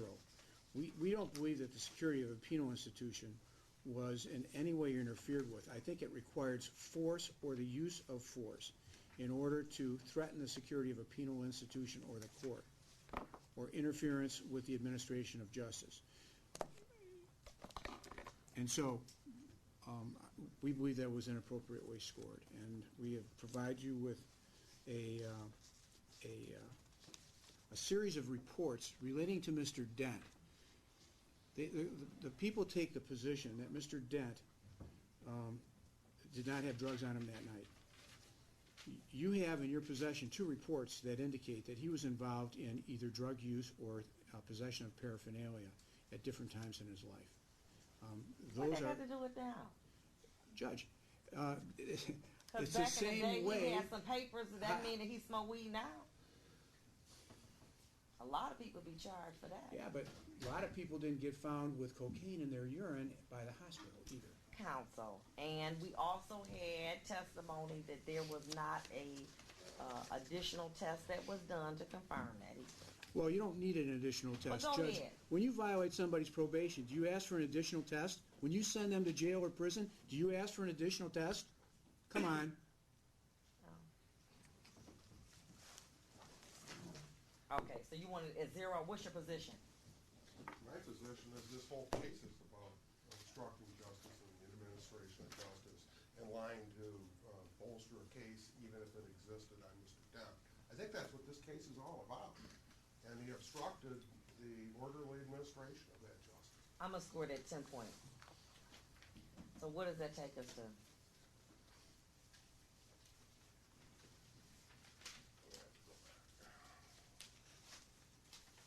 I think you subtracted 10 points from my scoring. And that was...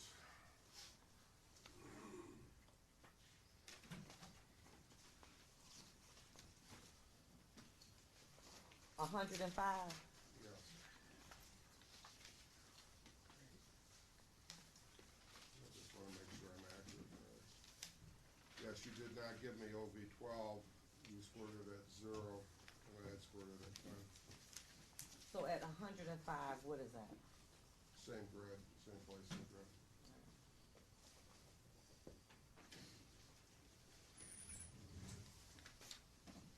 Very good. Okay. So same grid. Would you agree to that, Mr. Thomas? Well, I don't agree, but I agree that's what we have determined. Okay, very good. Okay, this is what the court is going to do. We did get a very late start. However, my staff was here. I'm going to take a 40-minute recess. I'll make it an hour. And your client gets an opportunity to address the court. Strike that. Before we go, I'm going to give Eastside an opportunity to make arguments. Does your client want to address the court? Yes.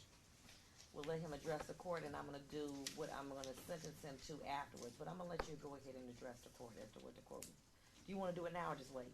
I'm prepared at the correspondent for either way. Judge, can we do it all? No, because I have to let my staff go to lunch. Do you want to do it after lunch? You can go ahead. If that's your preference, that's fine. Okay, very good. Court is going to allow Eastside to. You're not going to talk too long, are you? I'd be surprised if it was 5 minutes, Judge. Okay, very good. That's what lawyers always saying. They're half an hour. I usually keep it, though, Judge. Very good. And at that point, we'll come back, and the court is going to hear from both sides. We're going to hear from Mr. Melendez if he chooses to make a statement, and the court is going to impose sentence at that time. Court is in recess until 2 o'clock. All right. Oh, I'm sorry. Yay. Oh, Mr. Royal, you want to do Mr. Bashir's, that issue right quick? You ready?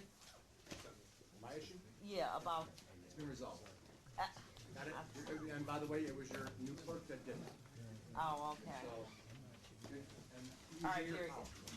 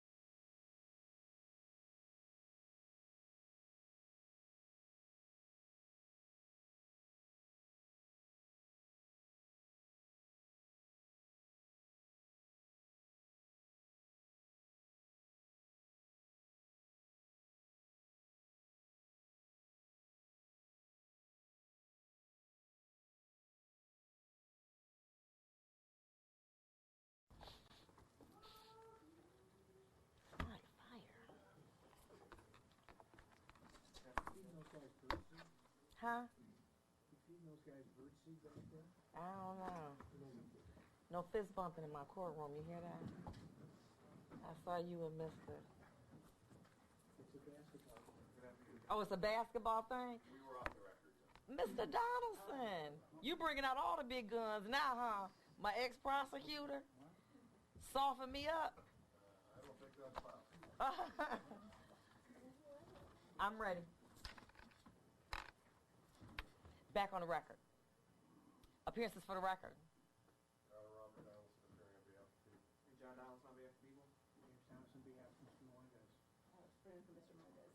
Very good. Now is the time that we have come for each side, respective side, to address the court as to what they believe should be done in this matter.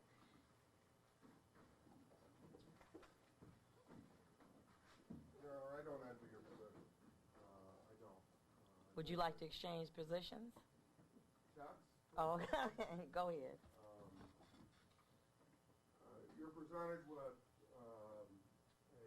difficult decision, and I grant you that. I'm going to be the advocate that I'm paid to be and do what I'm supposed to do. When Kim Worthy asked me what I was going to recommend in this case, I said I'm going to treat it just like every single assaulted case I've ever handled in the course of my career. I'm going to advocate strongly for the guidelines to reflect the behavior. I'm going to advocate for a sentence near the top of the guidelines and give the court an opportunity to exceed them and the reasons why I think that the court can exceed them. And I'm staying true to form in this particular circumstance. I'm not here to put horns on Mr. Melendez. I'm not here to try his path, good, bad, or indifferent. I'm here to address what is an appropriate response to what he did to Mr. Dent, not only that day, but in the days following. On that particular day, I suggest to the court that he targeted Mr. Dent for perhaps improper reasons, but did target him. That after the beating took place, he knew that it was captured on video, and he did the best that he could to make Mr. Dent the defendant in the case and himself the complainant in the case. He did that by lying in his police report. He did that by lying in his affidavit for the search warrant for blood. And he did that under oath in front of the judge out in Inkster. I think all of that shows that he really doesn't have any remorse. I don't read his refusal to give a statement to the probation department against him. I think that if I were his lawyer, I would have told him to do the same thing. I'm speaking to his behaviors and how it was he responded to the wrong that he had done. And his response was to attack his opponent, and he did so with vim and vigor. I'd indicate to the court that the focus in this particular case need not be on rehabilitation, which is a portion of the court's way of evaluating it. Should not be on whether or not he's going to go out and beat up some other folks as a police officer, because I don't think that's going to happen. I do think the court's focus should be on whether or not the sentence is likely to deter others from engaging in similar behavior. And I think that a sentence within the guidelines, at the top of the guidelines, would be appropriate to send that message. In addition, I think given the aggravated circumstances of this particular beating and what occurred to Mr. Dent both on that day and up to this day, where he's still getting attacked by defense counsel, I think are valid reasons to depart upward. I mean what I say. I think that you've got a difficult decision in front of you. The advocate that I am, I think the sentence should be reflective of the behavior and be a deterrent to others, and I trust you to do the right thing. Thank you so much, Mr. Thomas. Be equally assured. Judge? Be equally assured. I mean, not by Judge- height. I didn't mean that. First of all, I want to thank you for paying attention to the sentencing memo that we prepared. We tried to be as detailed as we could. I have just been blamed for abusing Mr. Dent. and adding to his difficulty. The criminal defense lawyer's job is to stand up for his defendant. Mr. Melendez has asked for a trial. He's entitled to that under the Constitution. I don't believe that he should be punished for that. I think that the prosecution's focus on what is actually at stake here. We're living in a community that is polarized. We're living in a country that is polarized. And I, too, will join in and say I don't envy you having to sentence someone with the climate that we have. Now, I did not object to people coming in here wearing posters encouraging you to punish Mr. Melendez. I did not object to people coming in and writing letters for Mr. Dent. I'll take it either way. Either he wrote the letter and he's far more eloquent than he pretends to be, or somebody else did it, which is, either way, he has been, in this case, with a very highly publicized dismissal by the prosecution prior to a jury making a determination as to whether or not he was innocent or guilty of possessing those drugs. He's been propped up by the prosecution to testify against Mr. Melendez, and in the prosecution's own closing argument, they bring up a totally inadmissible fact, and that is that they voluntarily dismissed the case against him, vouching for him and vouching for what it is that he said and he did. Now, I say this. I don't think that you should look at this case with blinders on. On the other hand, messages to the community, this is an individual. He put on a uniform every day, went out into the public, not knowing what was going to happen. And you see attached to the sentencing memorandum not only letters from friends, but commendations that show this is a man who's been under fire, stood in front of people who were being shot at and protected them. This is a man who ran into burning buildings and brought elderly people out when others wouldn't without equipment on. This was an officer of the year in the city of Detroit. Do you want me to? One second. It's some noise off over here. Tell me before I'm on the record. Go ahead. I'm sorry, sir. With over 40 citations and commendations, medals, awards, accolades, the respect of his peers. Now, what happens in a case like this? In an incident where split-moment decisions are made, he gets to be judged by his jury, and the jury spoke, and they said what they said. I don't have to agree with it, but they said what they said. All right? The point is that you're talking about a brief moment of time, and I disagree with Mr. Donaldson on this. There is ample evidence that the white Cadillac passed from left to right, and that they moved their position of their car. There's ample evidence that they were in a position to see.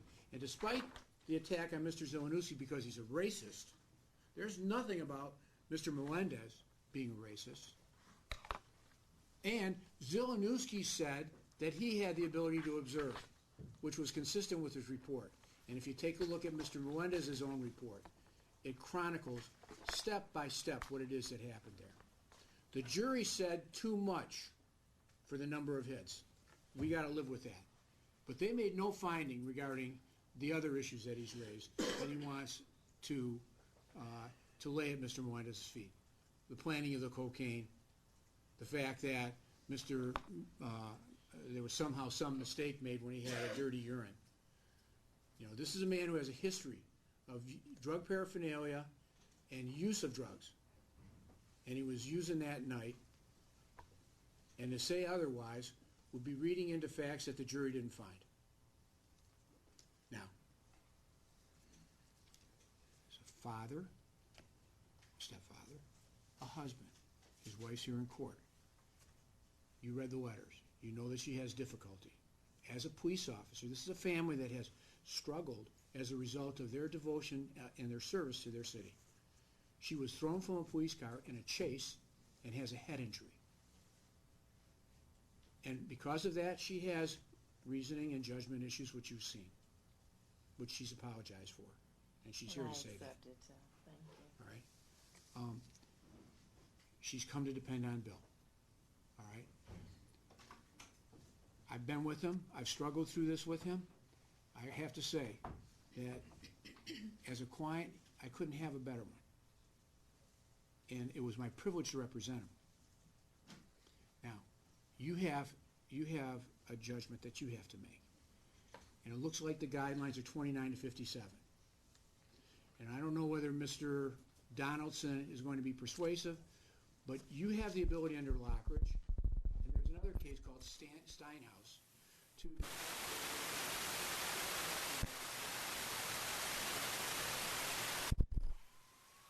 if you consider a life of devotion to the city of Detroit, here's a kid who was born in Inkster, he was born in Detroit, raised in Inkster, went to schools in the area, is living now, in the Detroit area, and has contributed, not only by his service to this country, but he's gotten commendations. I hate to interrupt you, but one of the things you did say was that he lived in Detroit. Was that something that you wanted to correct? Because according to the pre-census report, it was in a suburb outside of the city. He does not. Okay, so you need to have that done. Yeah. Go ahead. He lives in a suburb. He does not. He lives in a suburb now. Okay. I mean, I understand that. Can attorneys approach?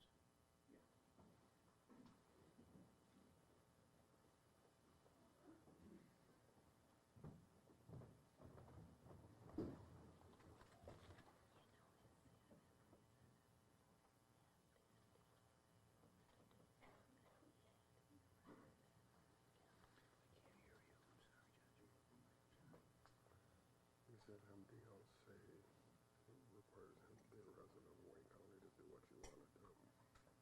Do I not say that right? I mean, as a consideration, do you understand? yeah. The probation, he spoke about transferring his probation. Probation. What are you talking about? Whatever. You need to go ahead. No, I'm sorry. Yeah. Go ahead, sir.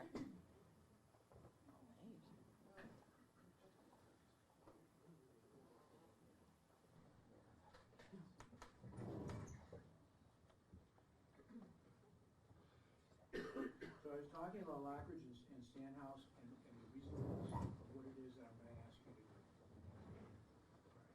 He has been in the service. He's had foreign service. He's been in war zones. He has been a police officer, and you are very well aware of what Detroit police officers face every day. He was working at Inkster and Highland Park. He is a person who not only gave service to his community, but he also has contributed to his community, not just in money, in actions with respect to vets and children. This is important because when you're starting to talk about what the guidelines do not take into consideration, these are the things that the guidelines don't. And that would go into the factor of reasonableness for the departure that I'm asking you to do. You've heard the facts of the case. Obviously, you're very aware of what the recommendations were in the probation report. I don't believe that incarceration in a state institution is warranted. There's many reasons why. And I'm certain that the court is aware of those. He has been now in custody since you remanded him. What is the deterrent factor that served here to him? There is none. Mr. Donaldson has indicated that he'll never do that again. He's not going to be a police officer. He's lost a job. All the attendant income and the things that go along with it are gone. His private security firm is now, except for one client, out of business, and that'll be gone soon. What else can we take from him? Now we're talking about restitution. You want $1 million from him as well? All right. Where is the retribution necessary in order to deter it to conduct? There isn't. Now, you send this message out to the community. You want to send a message out to police officers. This case has been broadcast on the media. It's been in the newspapers. Mr. Dent himself has been on TV several times. Everybody's got the message. And when the conviction came through, everybody got the message as well. What more do you have to do? You remanded him at the time that he was, the jury came back. And he's now been in the Wayne County Jail ever since then. You can depart to probation. You can depart to credit for time served. And there's no need to send this man to prison, where he's going to have to face one of two things. Either the potential that some guys are going to come up and do something to him because they want to. Or they put him in solitary confinement so that they protect him. 24 years of service. All down the drain. And now, what is his government doing to him? For a lapse in judgment, for a brief moment in time, that the jury got to sit in an armchair and second guess.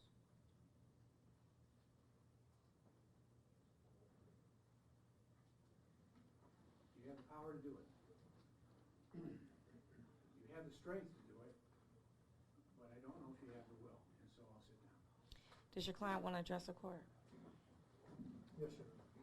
Would you please stand up, Mr. Melendez? Wait a minute, let them down. Just hold on before you drop the camera.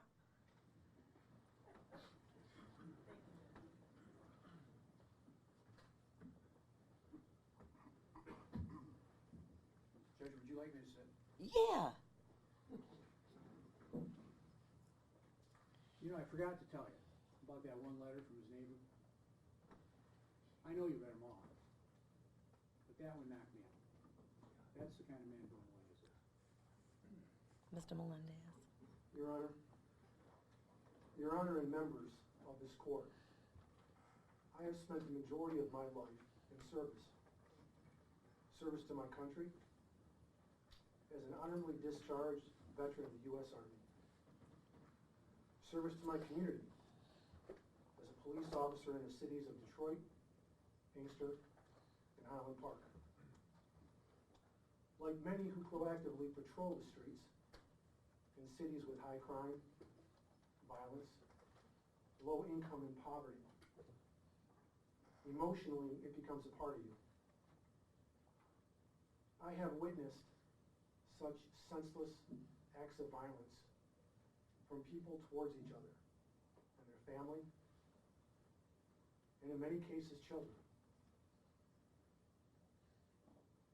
For most of us, the more we witness and investigate, the more it takes from us. It takes a little piece of you every day when you go to work until there is nothing left. And you have nothing more to give. When there is nothing left, some officers shut down and they stop working. Others leave to quieter cities where the pay is better. Some retire early. Others quit to pursue other careers. There are a few. There are a few brave. They are out there right now on patrol. They're even here in this courtroom.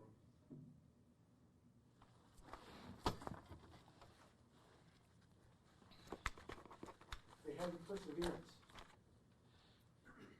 to put a uniform on and to go out onto the streets and do the job. They don't do it for power or authority.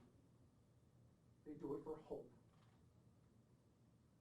Hope that just might, in their selfless actions, might make one small city block a little safer. Save a life.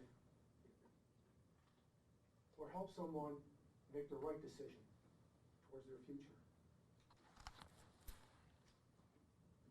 To Mr. Dent and his family, I am truly sorry that this has caused undue hardships in your personal life. And if you have any animosity towards law enforcement, that was not my intention. To the community, I am truly sorry that you believe my actions were unjust. Please have faith in your law enforcement officers. For many of them would risk their life for yours. To my family, I am sorry, especially to my beautiful wife and my son, for they have suffered emotionally, physically, and mentally during these long, hard months. You said to me that we must move forward and put this behind us. I wish to move forward with my family, especially my wife, who is a disabled Detroit police officer. In the performance of her duty as a police officer, while in pursuit of armed suspects, wanted for multiple armed robberies, in the 9th Precinct, she suffered a severe and traumatic head injury. Her injuries were life-altering and permanent. She was told she would never be a police officer again and to move forward. And she did. And I'm very proud of her for that.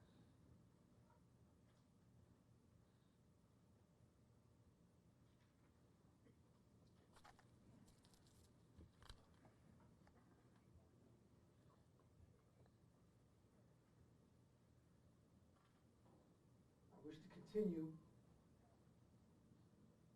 my support in the community for the foundation of organizations that I have started many years ago.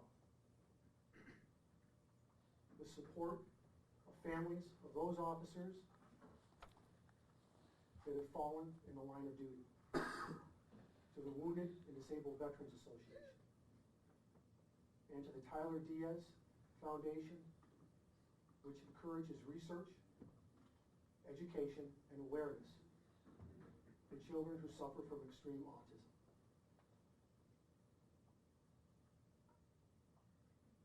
Your Honor, I would like to conclude this with a poem. It's a poem that is familiar with us in law enforcement. It's not familiar in the public. It's a poem that I have read numerous times at funerals for officers that fell in the line of duty. Several of my friends. One young officer I trained. It is called The Final Inspection. It is written by an unknown author. The policeman stood and faced his God, which must always come to pass.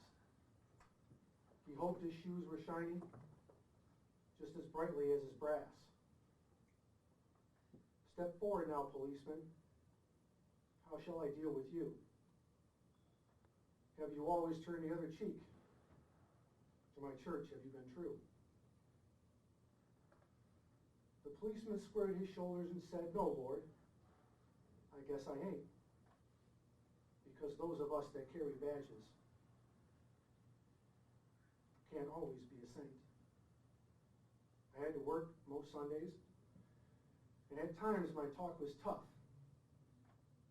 And sometimes I have been violent because the streets are awfully rough. But I never took a penny that wasn't mine to keep. Though I worked a lot of overtime when the bills got steep. I never passed a cry for help, though at times I shook with fear. And sometimes, God forgive me, I wept unmanly tears. I know I don't deserve a place among the people here. They never wanted me around, except to calm their fears. If you have a place for me here, Lord, it needn't be so grand. I never expected to have too much, but if you don't, I understand. There was silence all around the throne, where the saints have often trod. As a policeman waited quietly for the judgment of his God. Step forward now, policeman. You won your burdens well. Come walk a beat on my heaven streets. You've done your time in hell.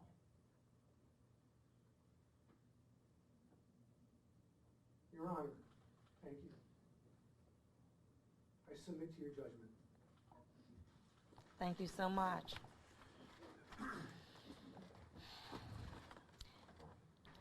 Judges, by definition, are impartial decision makers in the pursuit of justice. They are to examine both sides and fashion punishment that is proportionate to what is morally acceptable to all the parties involved, the victim, the public, and the defendant. I'm going to start out with Mr. Dent. The victim involved in this tragedy is a 58-year-old black man who was driving his Cadillac in Inkster, a suburb of Detroit. On the evening of January 28, 2015, where his life changed forever.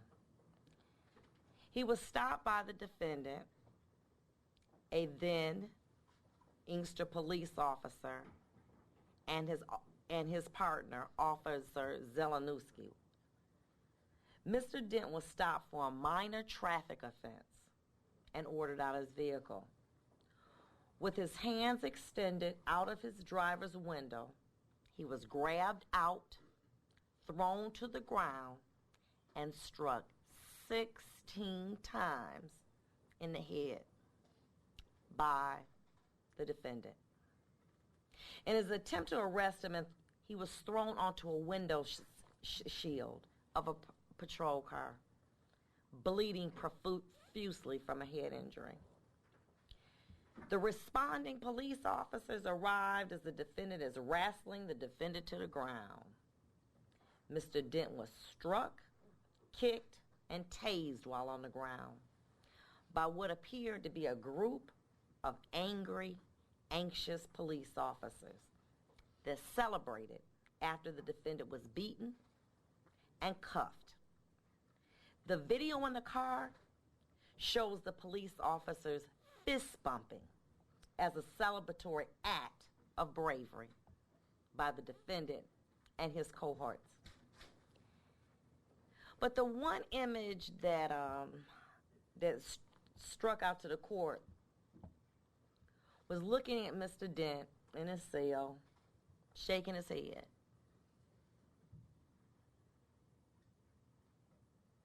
In disbelief of what had occurred to him. If his conduct was indicative of what he was thinking, I would have thought this: what crime did I commit? Being a black man in a Cadillac, stopped for a minor traffic offense by a group of racist police officers looking to do a nigger.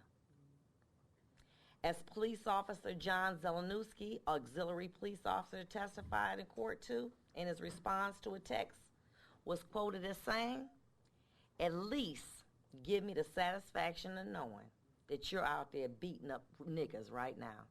LOL. How humiliating and degrading that must have been." He was left in a cell for a number of hours before getting medical treatment. But after hearing the defendant and his fellow officers joke about his injuries as they were wiping blood off their uniforms with disinfectant. 2015. Please be quiet in my courtroom. How does this happen?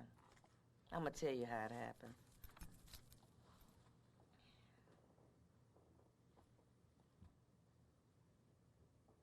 Some years ago, 19 to be, well, 25 to be exact, I remember coming into this building with such enthusiasm, so excited. And I remember a lawyer telling me that nobody leaves out of this building like they came in. I didn't understand what that meant. 20 years later, I do. Everybody has a grand idea about changing the world. And you seem like you felt like you're fighting a losing battle. And little by little, it grows. It's a cancer. It starts to eat away at you. You become cynical. You start to look at pictures of homicides, not for the goriness, but as evidentiary value to see was the shooter left-handed or right-handed. It eats away at you. You go to social events, you tell people what you do for a living, and after they say, what kind of cases do you hear? And as a judge, prosecution, defense, does criminal defense, a police officer, after a while they say, we don't want to know anymore. That's the job in the criminal justice system. It's compounded with that being a police officer.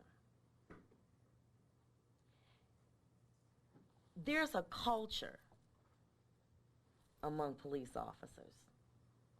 And that culture is a norm of understanding all police officers within a department adhere to. Particular norms, values, attitudes, beliefs, and behaviors. They come in three forms. The blue wall of silence. Protecting police officers at all costs because supervisors and citizens are distrustful, evil, and untrustworthy. Us versus them. The good police versus the others. Citizens and offenders, they're all grouped together. They're one and the same. Cover-up mentality, which discourages officers from trusting supervisors and citizens because the police officers believe that the public didn't understand them. They don't understand true police work. And they are forced to face criticism from others about their job, from the media, from their families and friends. These pressures and expectations force officers who have a pure desire to purely serve the community as an occupation to conform to this group mentally or face being ostracized and labeled as an outcast among that group. These methods of indoctrination are passed along to new police recruits in the academy by stressing the importance of obedience to authority through a structure of shame and honor. It teaches them to conform and obey to the prevailing standards of the police culture.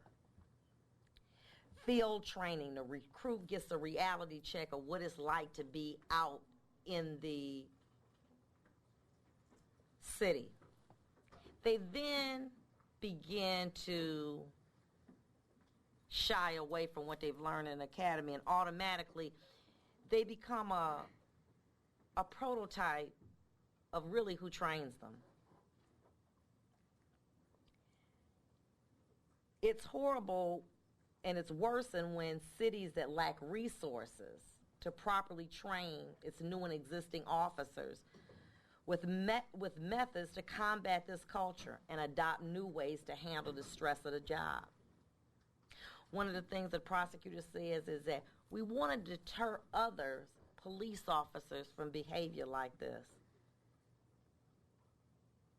Being a police officer in a major city with very little funding is damned if you do and damned if you don't. 6 months police academy for most cities, long hours, horrible pay. I was out at a mall yesterday. I asked a woman a question. I said, you don't have to answer. How much do you get paid an hour? She said, $15 with benefits. Well, guess what? That's more than what Inkster gets. They don't get benefits. The equipment, the police cars are old. We went out to the scene. Early in the morning, there were people who were using drugs. They just kind of came out. And the only thing I could imagine was the only thing that is separating these people from drug selling are the police officers that appeared in my court. Many of the cars, the tires are almost bald. No support services for stress. No mandatory counseling for police officer. We rather put technology, money in technology by buying bait cars and surveillance cameras. But that doesn't reduce crime. It doesn't deter it. Properly trained police officers do. According to Law Enforcement Today, a publication, police officers have the highest rate of alcoholism, divorce, drug abuse, suicide. Their life expectancy is 10 years less than the average American. Police are human beings too. They feel despair and they have ups and downs.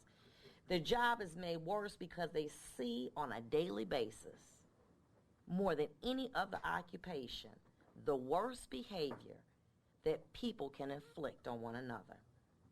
They go to work every day with the knowledge that some of the people that they are sworn to protect and serve want to kill them.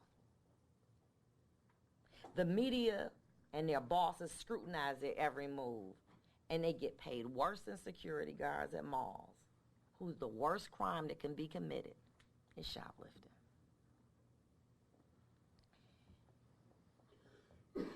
Many times people say, well, you know, if you can't handle the stress of the job, then you need to take these officers off the street.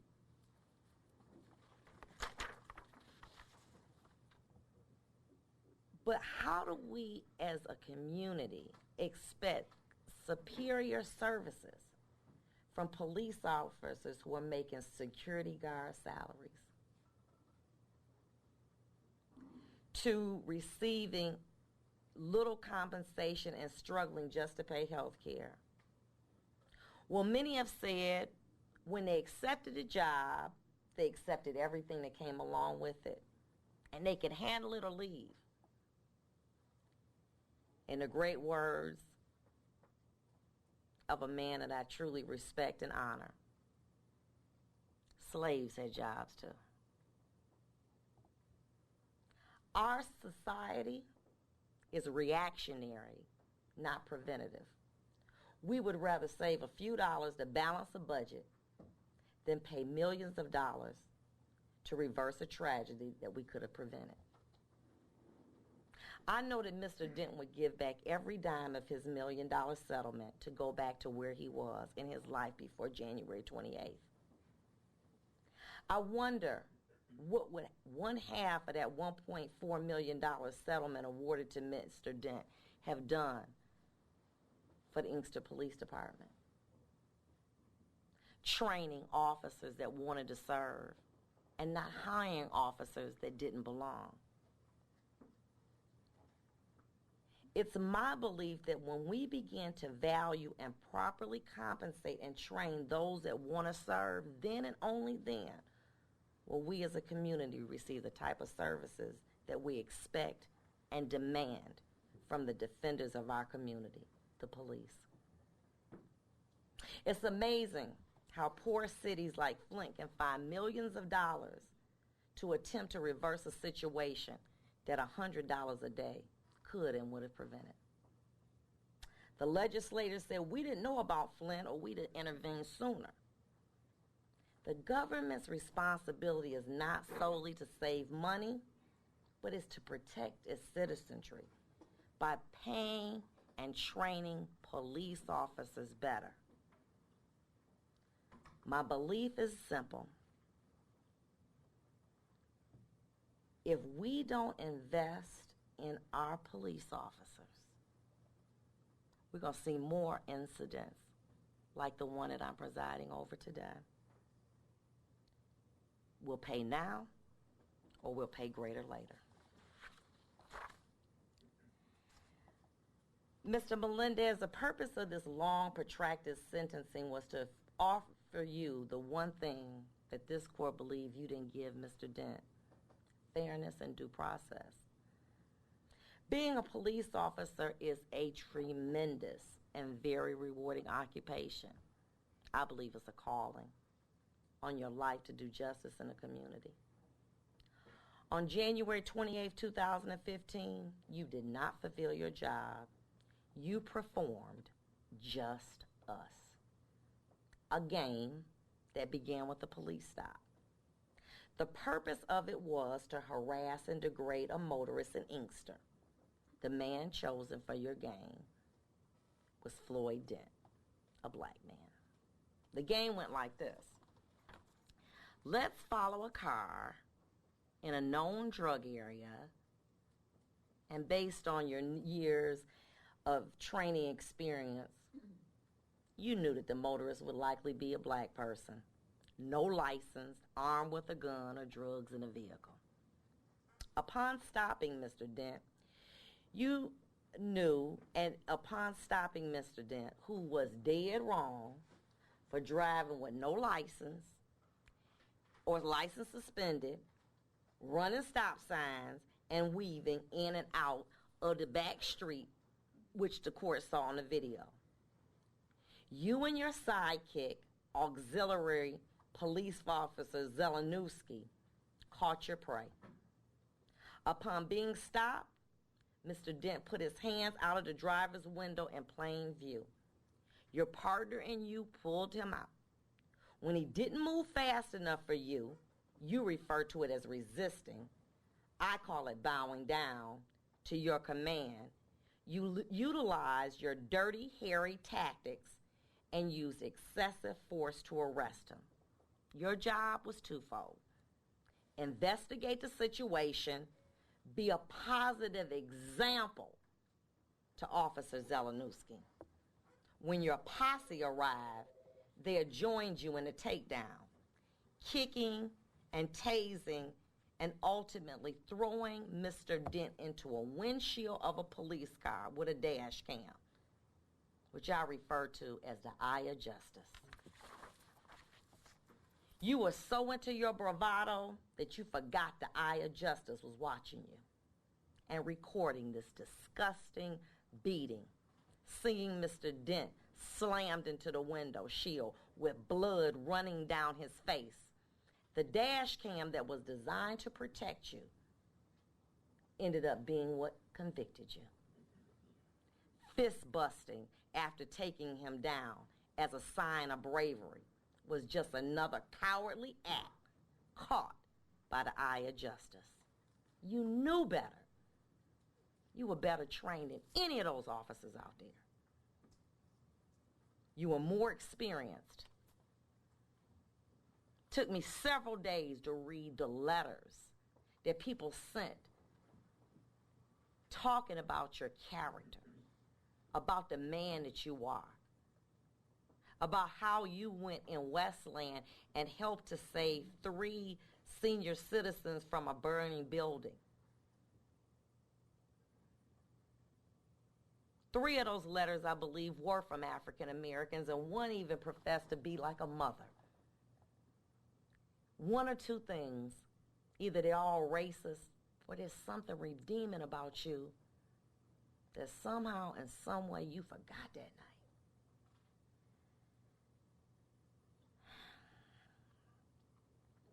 The way you denigrated that man was awful. Who would know and who would care about a lone black man being assaulted by upstanding police officers? Boy, were you wrong. They say that what you do in the dark will eventually come to light. And yes, it did. It became a worldwide example of what the police is not about, and that's brutality. At the station, the other eye of justice captured you and your posse making fun of Mr. Dent, mimicking him struggling while you all wiped the blood off your uniforms with disinfectant while he watched. Such an awesome, caring, properly trained police officer. you led your fellow officers down a path of cowardly behavior. But today you will pay for it. You will pay for two things. Not being an example of greatness, which I know that you are from all the letters of support, awards, and commendation that you have shared with this court, and resorting to cowardly acts of barbaric behavior that led you to be convicted of these crimes. There's an old saying, it ain't no fun when a rabbit's got the gun. It's equally applicable when he has the video. The eye of justice in this case. You betrayed your city. You caused your lovely wife heartache. And you caused Mr. Dent severe anguish. And finally, in the words of Vicki Yost, your commander, accountability is required to ensure continued community trust and healing. Today, I can only punish your conduct, but only you and God can change your character. I've had an opportunity to listen to both sides. And I had to say this because I didn't say this during the trial. But it was my privilege to be able to oversee this trial because I had great lawyers. And great lawyers make jobs real easy. At this time, I am going to commit you to the Michigan Department of Corrections. However, after weighing the allegations in this particular matter and looking at all the circumstances, including what you've done and who the person I really believe that you are, I'm going to commit you to the Michigan Department of Corrections as to count one for no less than 13 months, no more than 10 years. As to count two, I'm going to give you 90 days credit for time served and close it out. The court's going to give you 85 days for credit. You have 42 days to appeal my decision. That concludes this matter. Thank you.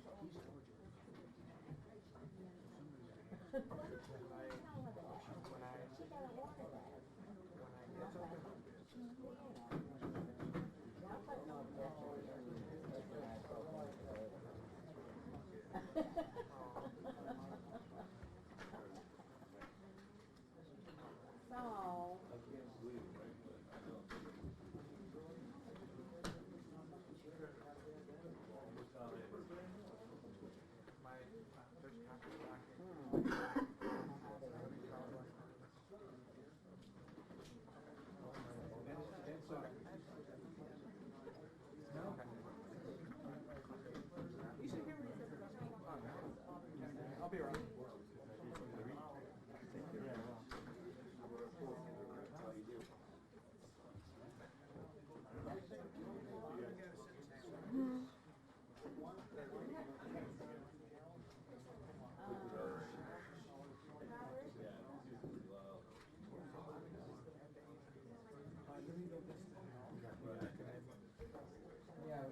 Now, you know what, Doc, what you gonna have to do?